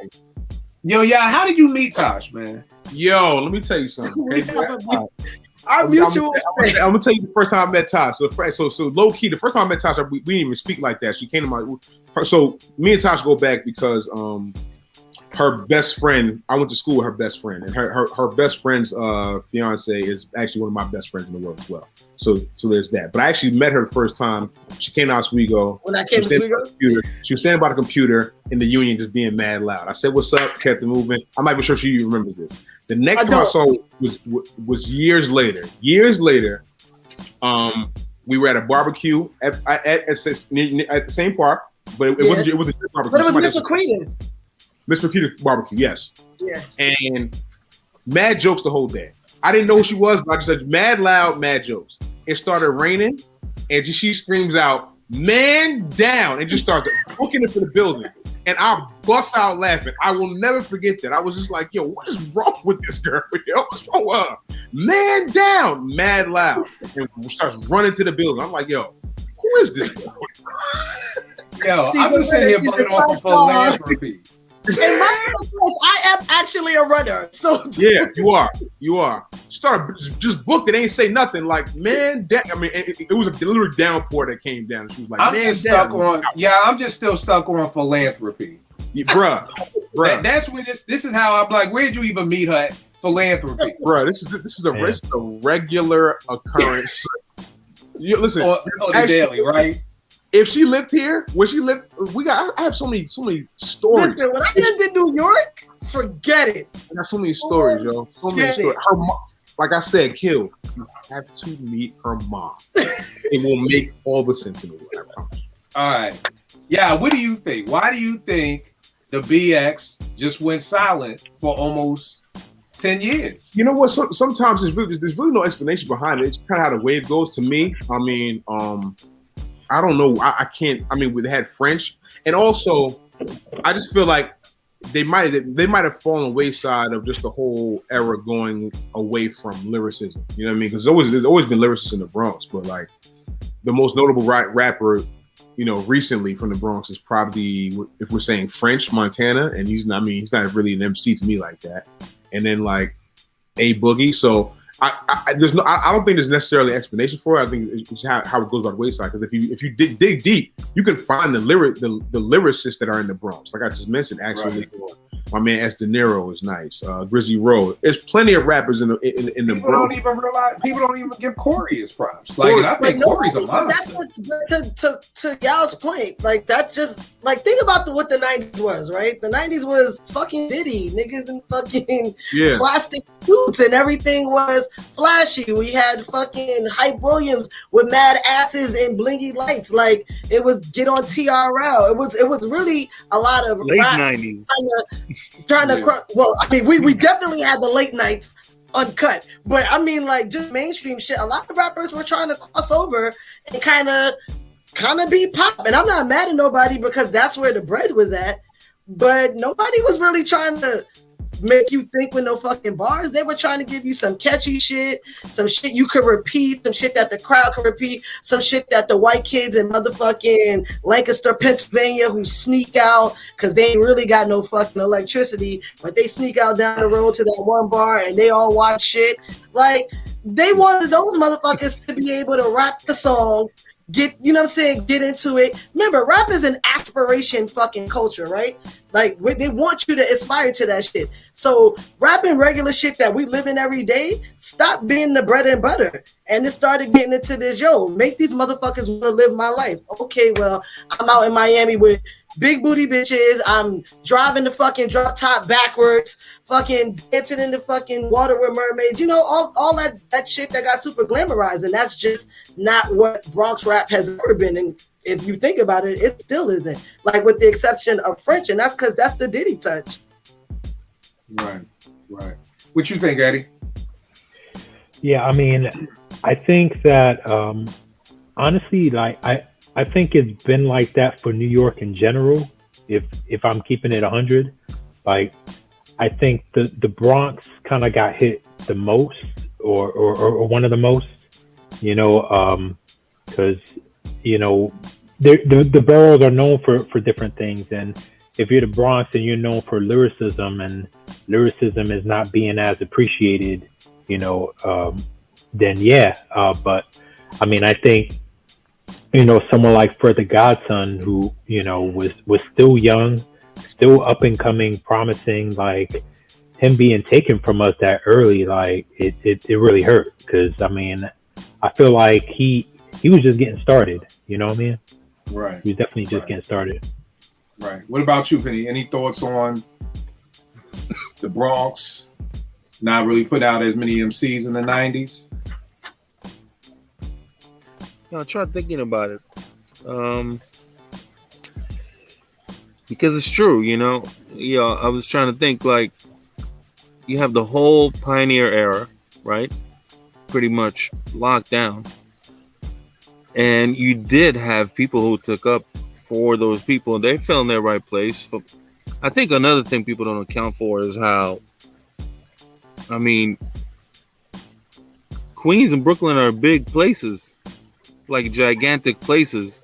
A lot of neighborhoods that generate a lot of rappers. That's a fact for a lot of That's a reasons. great point. The volume. Yeah, I was just about to say that's a great point, Penny. How big? Like, what are the sizes? Like, is the I Bronx? think, The Bronx is the most smallest people- borough. Way smaller. Okay. Yeah. I think the Bronx is small. It might be smaller than Staten Island if we're keeping it in the buck. It's I the mean, smallest big. borough. It is Yeah, the so- smallest Yeah, it borough. is. So And- Queens has the yeah. most people, and I think Brooklyn is the most is the biggest in like size as far as like just Yeah. overall size. That's But a great Brooklyn. point, Penny. yeah, And the Bronx, yo, like get into the Bronx if you're from Brooklyn or We're any of the other isolated. boroughs, it We're feels like you're going to actually the boondocks. Yeah, it's like that's a trek. yeah. Yeah, what got Like- me thinking about that is, Eddie, like growing up in LA, people don't understand how big LA is. Right, It's right. like immense. So I think I've already thought in that line, like when people try to talk about different rappers from different areas and stuff. So I think that definitely has a lot to do with it, man. Just That's the a plain great point. geography of shit and how many people is there. So, because I want to say there were, like I mentioned, DITC earlier. I mean, they're not they're early '90s, right? But definitely made their name. And I'm going to drop a name that maybe not a lot of people know, but if they follow me, I'm sure they've seen me post his songs. Milano Constantine is not from the Bronx, right? But he works with Showbiz all the time. Okay. And they have an album together that dropped earlier this year. That's dope as hell. And he's like the next DITC. I mean, even though he's been around for a long time, he's an older dude. I think he's maybe around our age even. Maybe not that old, but you know what I'm saying. Right. I know what you're saying. So I think that definitely has to do with it. I mean, there were Just Ice. We can't forget about that. There were some people there other than Chris, But Chris, to me, I mean, when we talk about what happened with Queens, it was all Chris. It was just him. Like, you had different people from Juice Crew diss him. Not too many, but Poet, for example, or what have you. People not even from Juice Crew. But it was really just Chris. But when you try to think about who carried the torch, it's hard for me to really say after that. So I think I gotta fall back on the size and just the fact that they did kind of fall off as far as how many people come out. As far as how many, I mean? yeah. Not as many as they used to. But I think I think the other thing too is with something that Yao said about, well, really something that everybody has said. I'm just looking at this is that by the time that we're in the 90s, it's now all about, now labels know what they want from MCs. So in the early 80s, they didn't know what they wanted. It was just like, yo, we're gonna sign you, do what you do. By the 90s, they kind of knew. By we get into the mid 90s, late 90s, it was all about whatever was selling. So for a while, Philly was selling. For a while, Philly couldn't catch a break. I remember going to Morgan in '92, and in '92 in Philadelphia, the mindset was you can't get on here in Philly, you got to go to New York. By the time I graduated in '97, niggas from Baltimore was moving to Philly to get on because it had now started. You saw, Swiss came and got Cassidy. Then Major Figures got on. Then Jay came down and just signed all of Philadelphia. And then it was an Atlanta thing. And then when Eminem came out, then it was like, oh, we need a white guy. We had to get Bubba Sparks. Right. So at the end of the day, that's a great point that everybody's making is that I just think, and Penny, your point too, back to DITC, they held down the Bronx. Because while everybody's talking, I'm like, okay, well, what was it with Listen, Brooklyn? Okay. I love Ness. Ness is one of my favorite producers. DITC is a hill I will always fucking die on. Forever. Right. Oh, just to piggyback on that and also giving props to the pioneers. Somebody who I always hear about, like, I'm a fiend for the interviews from the legends, right? So whether it's Diamond D or Showbiz and AG, everybody from DITC or Fat Joe talk about Jazzy J. Mm-hmm. That's where Diamond really honed his skills. When he was when he was carrying records. Yeah. When he was, Masters of Ceremony. Right. Diamond D. But I mean, I think the DITC Jazzy J. So flowers to him. Is big because I'm thinking, with you figure back to Brooklyn, everybody's putting on somebody. Black Moon gets on, they put on Smith & Wesson, they put on Helter Skelter, now you got the Boot Camp Clique, the Wu-Tang, everybody's putting on their crews.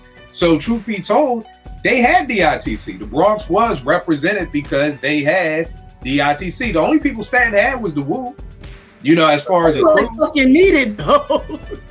Yeah, but I mean, y'all and Snobby will tell you. I mean, Staten, no diss, but you know they're not really counted in the boroughs. We don't count them, I mean, respectfully, but we count the Wu. So it's like the 4 boroughs, semicolon Wu-Tang. And Wu. Right. But I mean, even people, because it felt like the Bronx got bypassed by the labels for upstate New York. Because now you're going to Yonkers. Because now you signed X. Now you got the Locks. The thing with Yonkers and Mount Vernon is they just kind of always been the North Bronx to most people. Like, I mean, it's right. It's right there. It's literally right there. Like, I spent way too many of my youthful hours in fucking slow on projects. I'm an adult now. I can say it. I was outside, yo. Right.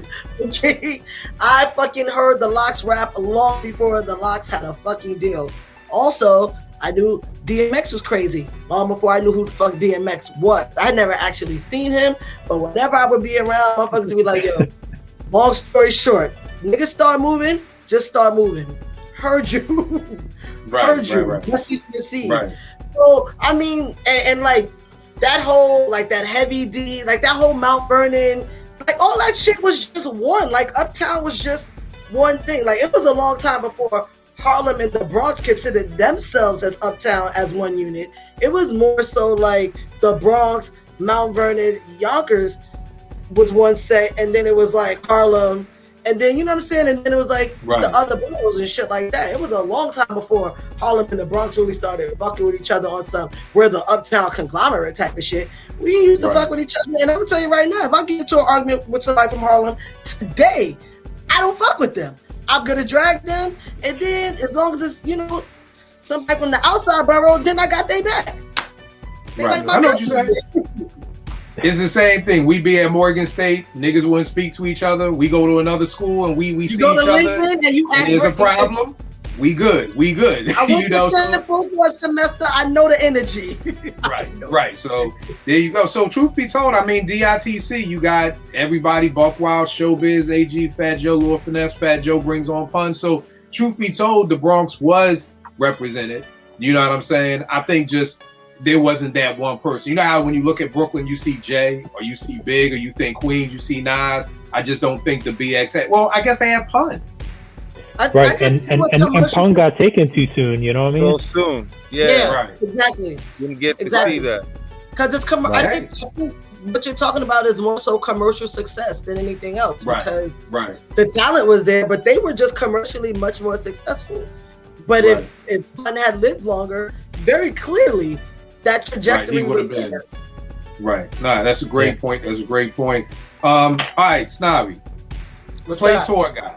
I come to the Bronx. My wife is from Harlem, 116th and St. Nick.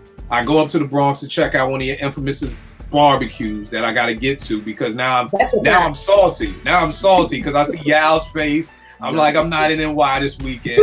When we come up there, where am I going to go shopping? Where do you go get your kicks from? For everybody out there, this is not a sneakerhead. This is a sneaker connoisseur. And there's a difference. I was about to say, let the people know. There's a difference between the two. Really funny story real quick. Yeah, tell a story about Adina questioning me. So Adina, shout out to Adina against once again, another lane. Shout out to me. Adina calls me. She's like, yo, yeah, I'm doing this little piece on women with sneakers. Do you know any dope chicks with kicks? And I was like, yeah, sure. I can reach out to somebody and see what's up. So I called Tosh. I said, yo, Tosh, my homegirl Dina she's doing a shoot. Where you gonna be at in the city? She's like, yo, I'll be in the city this week. I could probably do it so at the time. I said, okay, cool. I was like, yo, so bring your joints, bring some sneakers. You know, she was like, yeah, who you talking to? And I was like, you right, cool. Respectfully. So then I called Dina. I'm like, oh, Dina, like, yo, Tasha's down to do it. I'm gonna give her information. Here's her IG page, so on and so forth. She said, cool.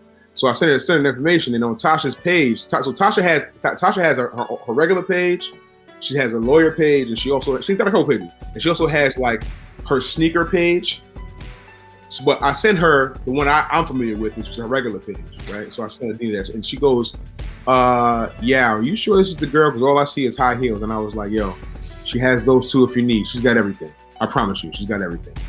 And then so fast forward to the shoot. Tasha walks in with a couple slappers, you know what I mean? A couple joints. She got some stupid dope ones on her feet, and she got ones in her hand. Then it goes, yeah, I kind of questioned Yao on you, and I realized, yeah, this is gonna be perfect. He was like, my bad, sis. I was like, oh, we good. And then Dina texted me, she was like, so I think I just found a new drinking buddy. I was like, are y'all serious? You ain't been together for 2 hours. Like, all of a sudden, y'all wanna get shots. Get into the shits. Yo. So all that to say, this is a sneaker connoisseur. Okay, so where will you send me to go get some kicks in the Bronx? Okay, so first thing you need to know is that shit ain't like it used to be, right? So we used to have like Jew-Man on Simpson, Jew-Man on Burnside, Jew-Man on Fordham. We ain't got none of that shit no more. Even a lot of like the Explain to people what Jew-Man is. Explain to people what Jew-Man is literally the Jewish man that owns the store. Literally, he's Jew-Man. First of all, minorities didn't own shit. We barely own anything now. Jewish people own New York City, like they still own, a lot of it. And they own sneaker stores. And if you wanted to get some shit, that's where you went. Especially if you want to get them early, which is how I always got my sneakers. If you wanted to get them early, you didn't have to wait on like a VIM, because back then VIM had heat. Now VIM don't got shit. But you didn't have to wait for like a release date. You could just go to Jew-Man and you gave him an extra $50 to sell them shit to you early, right? So we don't have none of that shit anymore. And even the smaller stores, I've noticed over the last couple of years, really, they starting to get on some raffle shit too. And as much as it burns me because I don't like the raffle life, I understand because I've seen more than one fucking brawl in front of a Dr. J's, in front of a Modell's, in front of a Foot Locker, and if we're going to be fucking physically assaulting each other over sneakers, then I get it. I get why we've taken the precautions that we've taken, right? I'm not aloof to why we have moved away from that. That being said, I know some people. Find yourself in the borough. I can take you to my man Jallo. There's a spot next door to Jallo on Tremont Avenue. They got shit. They always got shit. Low key, they're never out of shit. There's this store. It used to be called Jeans Plus. I don't know what they call the shit now, but it hasn't moved. They just changed the name. They are right on the corner of East Tremont and Crotona. They always have shit. They get every fucking drop. It used to be where I went every Friday. But then, you move on and apps dropped and you just start getting shit shipped to your house. But they still get shit in the store. So they still got everything. Also, if you can't find beef and broccolis for the right price, because motherfuckers is trying to rape you now on the beefs, which is just absurd. I mean, ridiculous. How much? Oh, they be throwing like an extra 50 on everything. But I still get my beef and broccolis for under $100 because I got kid feet. Oh, well, yeah. Yeah, but I've gone to other places where they tried to hit me for like 150. Bruh, I wear 6.5. Fight me. Like, see me outside with these things. 140 for beef and brock Timberlands? Yeah. That's bugged out. And kid size at that. It's aggressive. So that's what I'm saying. They still carry them regular price. Actually, they carry the full line of Timberland, but it's the Bronx, so you probably can get those anywhere. There's a store on Fordham that still carries everything. It's like right when you get past the concourse. I don't know the name of it. Honestly, I don't even think this shit has a name. If I'm keeping it a stack with y'all, it's just there. Real talk, it's just fucking there. And it's like once you come over the concourse, it's like across from the bank, and it's just there. But they got everything in it. Everything in it. And quiet as kept. If you catch the right person, they will sell you some shit early. They will sell you some shit early. I don't know who else is really moving anything like that in the Bronx anymore since shit has changed, but I mean, there's still some places. I mean, worst case scenario, y'all can holler at me. I charge a small fee, but I can commandeer your kicks. All right, no doubt. We connoisseur. All right, I gotta go somewhere to get my beard shaped up. Where you go? Clientele, no question. You're going to see Ron. Supreme clientele. Now, hey, be advised. Be advised. Period. Now you're gonna be in there all fucking day. You can't have anything else to do. Yeah. you go be in there. You gonna be in there all fucking. Yeah. But you will get a drink. You can buy some drinks. You can buy some shots. You can buy a television. You know what I probably mean? be a guest on Corey Guns might walk in there. You know what I'm saying? telling you, every never know what might rapper in happen New York in there. City gets their haircut there. DJ Jazzy Joyce gets her haircut there. They take Black Ink there. You'll probably be a guest on that episode, depending on the fucking day you walk in. What's the name of this shop? Supreme Clientele. It's in the Bronx. It's in the Bronx. It's on East Tremont Avenue. It's I can't think of the number, but it's right. I have a legendary stories about waiting for Ron. I have a legendary. What's the longest you've ever waited for Ron? All day. The last time I went to Ron was 4 years ago, and it was a goose chase. He told me to meet him. He told me meet him. Don't tell me this ain't ATL. This ain't ATL joint like that. No. It wasn't like that. It wasn't like that. It wasn't like that. I know what episode you're talking about. It wasn't like that. But he told me to meet him at the shop at 10:30. I get there 10:20. He hits me, he's like, yo, I got to my grandfather somewhere. I said, well, for real? All right. He said I'll be there at 12. Yo, I look up. I fell asleep in the car. It's 1:15. He's pulling up to the spot. I'm gonna tell you right now. I went across the street, got a slice of pizza. I was chilling. You know what I mean? I'm in the car. I had the beats going. I was a little roasted. You know what I mean? Had the beats going. Dozed off. I wake up. It's 1:15. But this is. I'll tell you something. When you got in there, bad people probably was like, I was waiting, right? When you got in there, I get there. I walk in. He's like, yo, dude is walking in behind him. He's like, yo, I'm gonna cut him first. I'm gonna take care of you after. That's this nigga. But you know what I learned? You know how you get cut quick? How? Come with my mother. Oh no. That's see. She's the only person that doesn't wait. Yeah, she never waits. She sticks the line. She never waits. But for what it's worth, listen.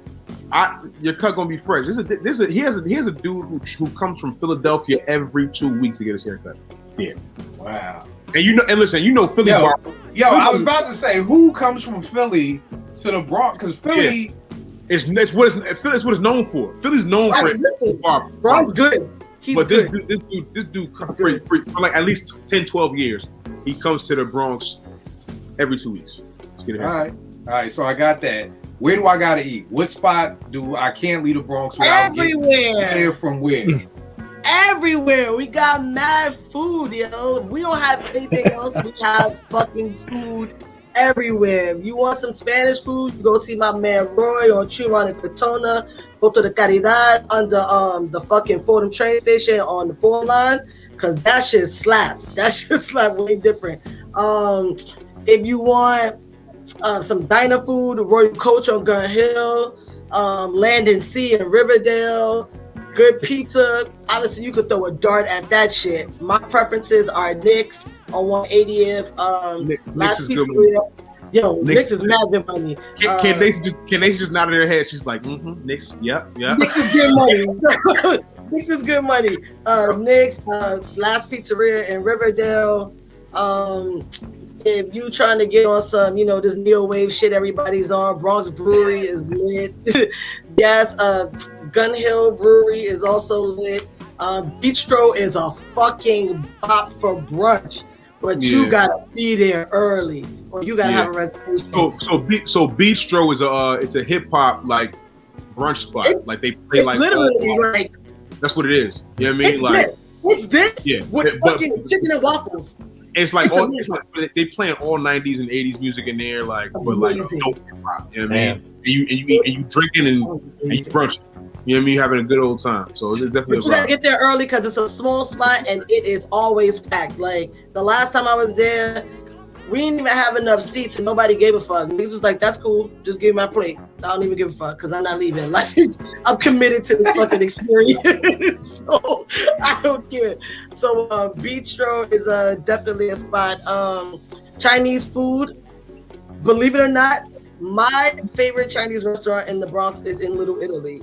It is on Arthur. It's on Arthur, and it's right on Arthur Avenue. It is amazing, and it's the only Chinese spot in Little Italy. So I'm pretty sure the Triads and Mob have really come together to give us everything we fucking need. Because we got great Italian food down the block, great Chinese food right here. Like, you can't fucking go wrong. Triad, Mount. Right. Yo, that's real shit. What else we got? I don't know. Jamaica, you got it. Jamaica. The Yardies. Listen, if you want a good patty, you want a really good patty, you go to the patty shop. It's on 226 in White Plains. It's across the street from Granby's Funeral Home. You know how I found it? At one of many funerals. It's the Bronx. Let's not pretend, okay? Listen. That shit slaps, yo. It slaps. When motherfuckers start doing that long-winded shit, slide out the back pew. Take it across the street. By the time you're done, they're still going. You're now nourished, and you can enjoy this shit. You're ready to go by the time you circle the body. Listen, I'm just giving you the keys to succeed up north. I'm giving you the keys. Yo, slide out the back pew when they get long-winded. Slide out the back pew. Listen, that's not false. That's not false. I've done it. I'm telling you, it saved my life on more than one occasion. But like, you really can't go wrong with a West Indian spot uptown. Honestly, even the one right here by Supreme, the one on Tremont, they're really good. I mean, on brand with West Indian spots, they don't ever have shit, but when they do, on brand, it's fucking stellar. I actually really, really like them, and I didn't think I would. Tell me this, Stash. How has gentrification hit the Bronx? Has it? Absolutely. Are you kidding me? It's like a fucking $1 billion to live in the South Bronx, even though you can completely still get shot and stabbed in the South Bronx. They threw up this really nice green building. I want to say now it's been up there maybe over a decade. It was like the first gentrified building that they put in the South Bronx. You can see it if you're on the 2 and the 5 train, like as you're coming out of 3rd Ave going into Jackson, or vice versa. And it's beautiful. It's got like greenery on the top. It's got a greenhouse. It's got like all the solar shit. It's a lovely, lovely building, but it's an 80-20 building. So only 20% of that building is affordable housing, and 80% of it is those bullshit income guidelines that New York City uses to basically price out anybody who doesn't live in the 1% of Wall Street. So it's crazy. And so they just slowly but surely gentrified like the hub, even though once you get off the train at 3rd Avenue, it is jam-packed with crackheads and dope fiends because all of the rehab centers are right there also. It's fucking insane. So gentrification is on and popping. They definitely started doing my area. Me and my mom's in construction, and we were walking around like literally just 2 days ago, pointing out all the brand new buildings that they've thrown up, that they pretty much priced people out of, and also didn't use union labor, but that's a whole other thing because my mom is super union. But to the point, yeah, it's happening very swiftly, and it's only gonna run up the homeless numbers. But you know, I won't hop in my lawyer policy bag tonight. All right, tell me this: what is the first when you think about the Bronx? What's the first thing that comes to mind for you? Me. All right. Me. I'm not mad at that because from the first time I met you, you screamed Bronx. Like it. Everybody that knows me, anybody that's ever met me, literally, if you ask them the Bronx, the first thing that comes out their mouth is, "Yo, my homegirl Tasha." Well, I feel the same way. Right. Yo, my homegirl Tasha. Right. And it's funny because, like I said, we've done all the boroughs, and it was like I gotta do the Bronx. And the first thing I was like, I gotta get snobby. Like it wasn't even a thought. Exhibit A. Like, yeah, it was like I gotta get snobby on the show, and that's why I reached out. Like, yo, you busy? Like I can't. And if you were busy, then we wouldn't have done this show about the Bronx this week. It just would have waited until your schedule freed up. You know what I mean? So I definitely feel that. Yeah. What about you? When you hear the Bronx, what do you think about? What's the first thing that comes to mind? My boys, man. So I went to high school in outside of Philly, I'll tell you this all the time. But when I got to college, the majority of my friends are all from the Bronx, man. So I couldn't even escape it. You know what I mean? Like, four of my really close friends from college are from the Bronx. So that's the first thing I think. Just hanging out with them on, hanging out on Tremont and on Webster and in Gun Hill and Co-op City and going to Bashments and, the Bronx has always been I can't tell a story about my life without talking about the Bronx and people from the Bronx. So Bronx, for me, it's my friends. You know what I mean? Like Tasha. I mean, if you're friends with Tasha and somebody says you, Tasha has to be one of the first things that come up. I remember we were in Ghana and Tasha was coming to the crib, and the Ubers are a little funny, as far as trying to get directions and stuff like that. So there's a gate to come into the complex, and they let him off at the gate, and the dude asked Tasha, it was mad dark, like it's like 9 o'clock, pitch black, pitch black, and dude was like, "Yo, you gonna walk? Like, you want me to help? You want to help you out? I'll walk you to where you're going." It's the dude at the gate, and Tasha kindly turns to him and says, "Sir, I'm good. I am from the Bronx." Yo, everywhere she goes, she's gonna let you know where she's from. No question about it. To me, there's about the crack era. I'm alright, yo. And Tosh, the thing about that, and what's so dope about that, is because I feel the same way. If something happens with Philly, people like kill. Cheesesteaks, kill. Where I go, like Ben Simmons, kill. Like, it's just certain things that, and there's no doper feeling in that. Like, if there's a fucked up haircut, people gonna be like, kill. What's good with this haircut? Right. So definitely a dope feeling. Eddie, when you think of the Bronx, what's the first thing that comes to mind? Damn, man. Probably the music. To be honest, like all the years growing up in New York, I left when I was 18. I spent no time in the Bronx. I think the one time I was ever in the Bronx was because my mom used to take classes at a college in the Bronx, and driving with my dad to take her there. That was it. Okay. Like growing up in Brooklyn, it was always like, stay away from the Bronx. You don't want to get, you don't want to go to Bronx. You're going to get your shit effed up. Like, right. Just stay in your area, like chill. You know what I mean? So I never, I don't know if it was a regret or not. I mean, I didn't know nobody in the Bronx either, so I didn't really have a reason to be there. And, to me, the Bronx is like one of the places, like in Philly, it's Germantown, like, or Southwest. Like, if there's no reason to go there, why would you go there? What is the point of going? Because when you get robbed, the first question is going to be like... But in New York, everybody exactly. Like, I didn't start going to Brooklyn until I went to high school in Bertram, and my high school was at the Brooklyn Bridge, so all of my friends were from Brooklyn.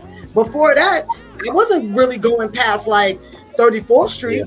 Like, for what? I have everything I need from 34th Street up. I don't know y'all motherfuckers. I'm not going down there. And we heard the same thing. Like, if you go to Brooklyn, fucking rob you, and they do. For the record, that is the truth. You're going to get robbed, and it's like that on any block. Like, well, any block back then, like you don't just show up on people block unknown. Yeah.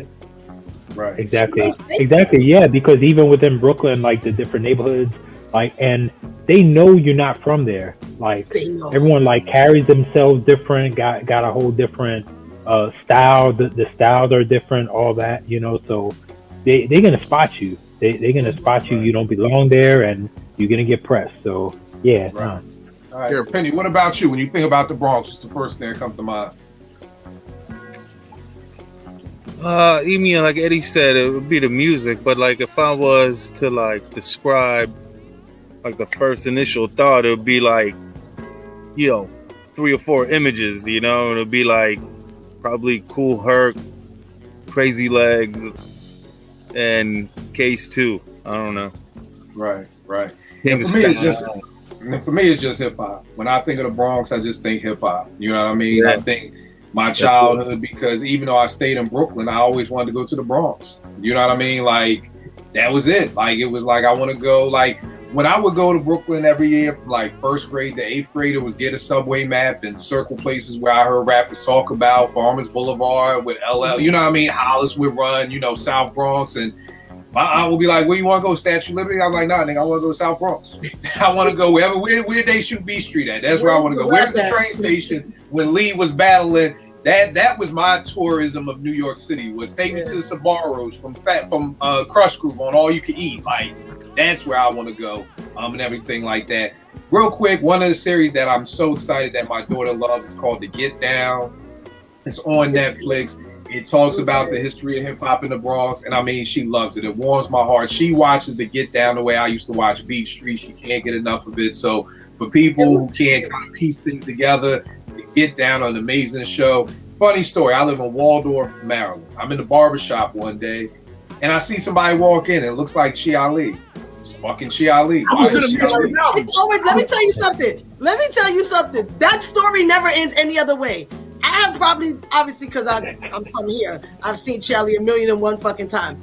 But every fucking time it started like, yo, that looked like that is Chia. It never ends any other way. I've heard this story from 1,000,000 people. It always ends with that is. And I'm just like, nigga, what the fuck are you doing in Waldorf, Maryland? Like, yo, what? Like, I'm not in District Heights. I'm not in Silver Spring. I'm in Waldorf, Maryland. You know what I mean?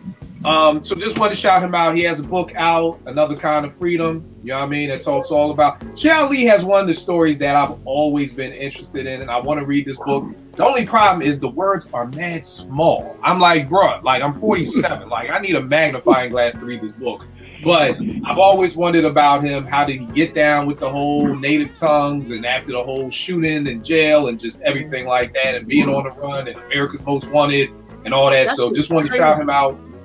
Right, like that was, you talk about some hip hop shit. Like this is, yo, when nigga killed somebody and went on the run, was literally on America's Most Wanted. Like, I remember seeing the episode and kind of like, oh shit, it's Chi Ali. Like this is a crazy story, and I want to read this book. It's just the text is so damn small, but definitely want to shout him out. Yeah, you was about to say something.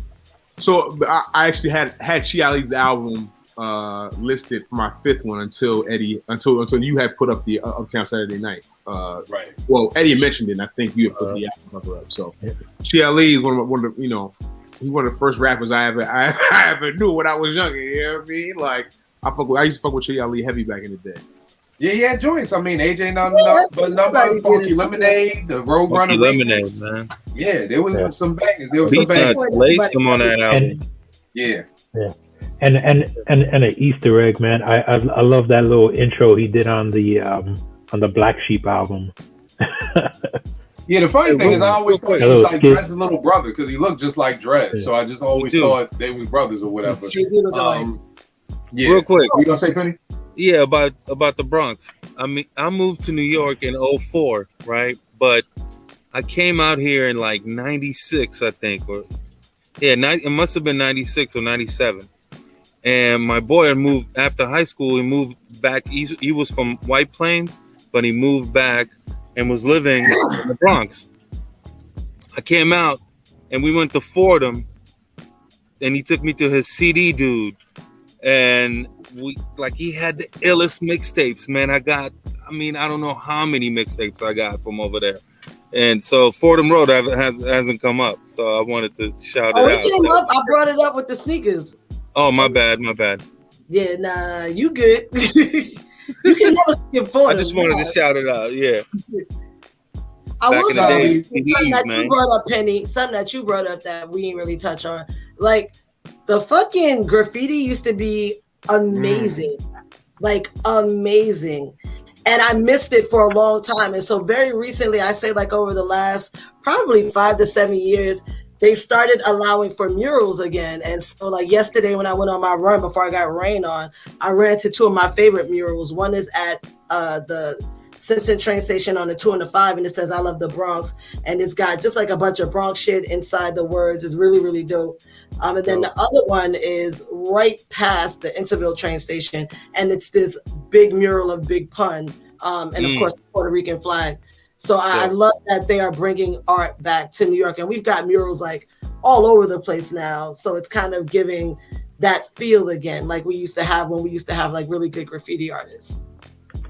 Yo, you know what's crazy is I was talking to someone about this the other day, was how back in the days, like they used to hate like the cities and all that. They used to hate the graffiti, right? They did anything they could to get rid of it, and that was the good shit. And now businesses are paying people to do murals. And most of the time, well, I won't say most of the time, but half the time it's not even as good as what you would have gotten. You know, it was more organic. You know what I mean? So it's crazy. And also they didn't even know what they had, yo. That's a fact. They never do, though. They never do. Also got shout out These Zamero, one of my favorite shows on Showtime. Love them. There's no way in the world I can think about the Bronx and not think about both of them, because they are just like you, Tosh. They represent the BX. Man, I love how they blew up, man. I love them on Showtime. I used to listen to that podcast, man. I mean, I swear to God. I mean, a long time ago. I love how it took off. I love it. These motherfuckers really came along. Yeah, they blew up. I fucked with them before they were, on Showtime also. I remember them on beating the Bodega Boys. So, exactly. I love this for them. I love it. Tosh, give them everything. Where can they get at you? Where can they follow you? Where, what kind of law do you practice? Give us everything, because you're a woman of many talents. So I practice the law that pays. That's first off. There you go. But predominantly I'm a business attorney. I do little entertainment law. I'm definitely a tax attorney. You can find me at Lessington_law on Instagram. You can find my honestly, just go to my regular page. I Am Snobby will take you everywhere you need to go. It'll take you to Chicks with Kicks, which is my sneaker page. It'll take you to Snobby Fit, which is my wellness page. I really am a runner. I wasn't being funny. Marathon, like she got medals. You know what I mean? Like, it'll take you to. I run marathons too. Oh, that's what's up. That's what's up. Yeah.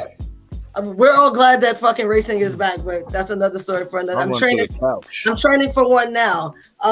You can find my law page there. You can find, what else do I have there? I'm sure there's something. Black Girl SOS, Girl with the Y, Not with an I, my podcast. I am available on all of your favorite platforms. Check me out. It is uncandid. The whole concept of the podcast is just Black women unlearning shit that never served them and showing up for us the way we show up for everybody else. Definitely follow that page, tap in, do a lot of conversations on like Clubhouse and on live, a lot of unfiltered shit, a lot of local politics, really trying to educate our people about the importance of local politics, the importance of voting, how to pool your vote, just the shit we really need to know if we're trying to move the dial forward. So check me out, and I am on Twitter if you're looking for fuck shit at Snobby Girl, because that's where I'm doing all my fuck shit content. No doubt. Eddie, give them everything, baby. Where can they find you at? All right. On Twitter at EddieD80. I'm on Instagram, Freestyles, and my website, freestyles.com. I got a new review out now. So, if you watch this, I've talked about my website, but I'll say it for the new, my website Freestyles. It's all about independent artists. You know what I mean? I try to link up with independent artists. Post and promote their stuff. Sometimes I do reviews, sometimes I do videos. So the latest is an album called "We Owe the World" by a Philly MC named Del P. Very dope album. It actually dropped on Juneteenth. Basically, you talk about uplifting his city. Talk about the problems of the city and how to fix them and how to uplift the people. So even though it's about Philly, but it could apply to wherever you at. You know what I mean? So very dope album. You could check out my review. And yeah, man, I'm gonna have more content out. So if you're an independent artist, you think you got something dope, man, hit me up. Hit me up on Twitter, hit me up on Instagram. You know what I mean? Like when something really speaks to me, like I'm gonna move on it. You know what I mean? So if you got something dope, you know what I mean, and I'm inspired by it, then I'm gonna post it. I'm gonna write about it, So hit me up. All right. Penny, accomplished actor. Tell them where they can catch you on some of your movies, what you're working on, where they can see you, everything. What can they see me on? I'm sure some movies will come on Here and Now with Common. I'm in that with Sarah Jessica Parker. If they watch Nashville, they see me. You see that. Yeah, no doubt. I'm actually. working on my own shit. I'll tell you more about it when there's more to it. All right, no doubt. Well, where can I get at you? Did you give me the Penny_butter? Right. Twitter. No doubt, That's it. Doubt. Yao G's one of the dopest MCs walking the planet Earth. Where can they get at you? Where can they buy your album? Hey, y'all was so humble, man. I mean, I appreciate you. Thank you very much. You know what it is, now? This is what I realize is folk we don't do. We don't salute each other. We stop telling people we're proud of each other. Like, you graduate college, that's the last time you will hear I'm proud. Relate. And I'm like, well, that's good. That's good. Because most people, that's one of the things I'm trying to change. I tell grown folk I'm proud of them. They looking at me like I'm on crack. I'm like, bro, like, you're doing great things. Like, if we don't support each other, who will? Like, you know what I mean? So I appreciate you can see that. If we don't support each other, if we don't tell each other, but you tell a random person who may not be in your circle you proud of them, they gonna look at you like what? Like, I ain't heard that in years. But I just love to see people winning. Like, I don't know anything else, but I just love to see my people winning. So yeah, let them know where they can get at you, good brother. Oh man, Yao G's music, YAWGEEZ music. That's on Twitter and IG. That's where I do the bulk of my social media. I have logged onto a TikTok. I've got one TikTok up there. With you and Candace, that's hilarious. Me and Wifey, which is hilarious. Yeah. Go check that out. There's a new season of Rapping with G's. I kind of took the template of my man Kill here and been interviewing people on IG Live. There's a season 2 of Rapping with G's coming. We start next week. My first guest will be Deron Powell, who was on the show. What's the name of that show, babe? What's the name of that show? The show that was on HBO, huh? He was on Lovecraft. He was casted in Lovecraft about 5 or 6 episodes. I went to high school with him, so I'm gonna interview him week 1, and then we got some other guests coming up later on next month. Working on music, we got some new joints coming out. Hoping to put out a Hump Day 2 project later this year. We'll see. Oh, please do. And we're just gonna keep this thing rolling. Some more TV stuff coming up as well. I got some things coming up with Big Ten. I got some things coming up with CBS and some other things on the horizon as well. So be on the lookout, man. We always working. Always. I think my favorite thing of yours is the voiceover for God, Sham God. So I think that's my favorite piece. Somebody just mentioned that to me. And Tasha's here too. Somebody just mentioned that to me the other day. Like, yo, I was watching this YouTube clip. I know dudes know me for like 10 years. 10 years, hoop fan, whatever. And he's like, yo, I was watching this YouTube clip, and I'm like, yo, this voice sounds familiar. He was like, I can't figure out who it is. And he was like, it sounds like Yao. That ain't Yao. And as he's watching, at the end, my name pops up, and he started bugging out, like, get the fuck out of here. So people it's just good that I have the content out, and people are recognizable. And I'm always thankful that people are able to say what's up and say thank you for you know what I mean, just be appreciative. So I'm always all that shit, man. All that NBA shit is so fire, man. That Kobe, that Mamba shit, man. Yo. Thank you. No, I mean, listen. People know how I feel about Kobe, man. You know what I mean? Kobe Bean, like my boy. So I try to do things that I can identify with, that I can kind of like touch. You know what I'm saying? So that's why I did the Knicks piece. I did the Lakers piece. I banged with LeBron. That was dope. You know what I mean? So I try to do things that are pretty genuine. You know what I mean? At least the content we put out ourselves. Now, if you're paying me, hey, I'll do whatever you want. You know what I mean? But you're killing it, man. You're killing it. I was appreciative of the quality way you handled the HBCUs. You know, I'm a rattler, and I take being an HBCU seriously. That was tough for me, because I always tell people the one thing I've always been not envious of, but like one of my only regrets in life is not going to an HBCU. Yeah, that's envy. Same shit. And when I oh boy, Lord. Woo! Sunday gonna be crazy. You ain't come through Sunday. Hey, it's gonna be crazy. Yeah, but I'm sober. I haven't had a drink in like 3 days, yo. It's gonna be crazy till you come through. Yeah. I listen, like whatever. But aside from all that, you did a great job with it. You did a great. Yeah, obviously, I love the sham work, but you did a great job with the HBCUs. Thank you. I appreciate that. Appreciate it. Good looking out. So yeah, like I said, more work to come. We always work. We always trying to keep pushing the culture forward. So that's and that Back to the Basement album, fire. Yo, go listen, man. Eddie, I don't think a lot of folks haven't really tapped into the album like they should. which is fine because honestly, it's way different from anything that I've ever put out. Yeah. But this is where, like, Back to the Basement is actually how I started rapping. You know what I mean? That's like I wanted to get back into that bag and just like, yo, I can really deliver. You know what I mean? And I think people are not used to that from me, so it's kind of like, oh, you just rap. But like, if you dive in, there's some. Oh no, there's some stuff in there. Not to my own horn, but I mean, you don't disappoint. disappoint. You don't disappoint. So Heavy bar working it out. So go tap in if y'all It's will. a dope album, yeah. Oh, wait, before we leave, I do have to give one more piece of food an honorable mention. Actually, it deserves all the things, but it's just no longer with us. So RIP to Sin City. But the fucking food in Sin City, I know y'all came for the ass, but baby, stay for the wing. Yo, listen. The food was on Sin another City- level. On Sin another City level. food, I think I walked in there. I had a chicken Alfredo, chicken garlic Alfredo, something they had in there, and I was like, everything. "Whoa, this is outstanding." So they You know what I had a mean? mean lunch special during the week. I mean, just like just top tier strip club food. Top. I'll meet y'all after dinner. top tier.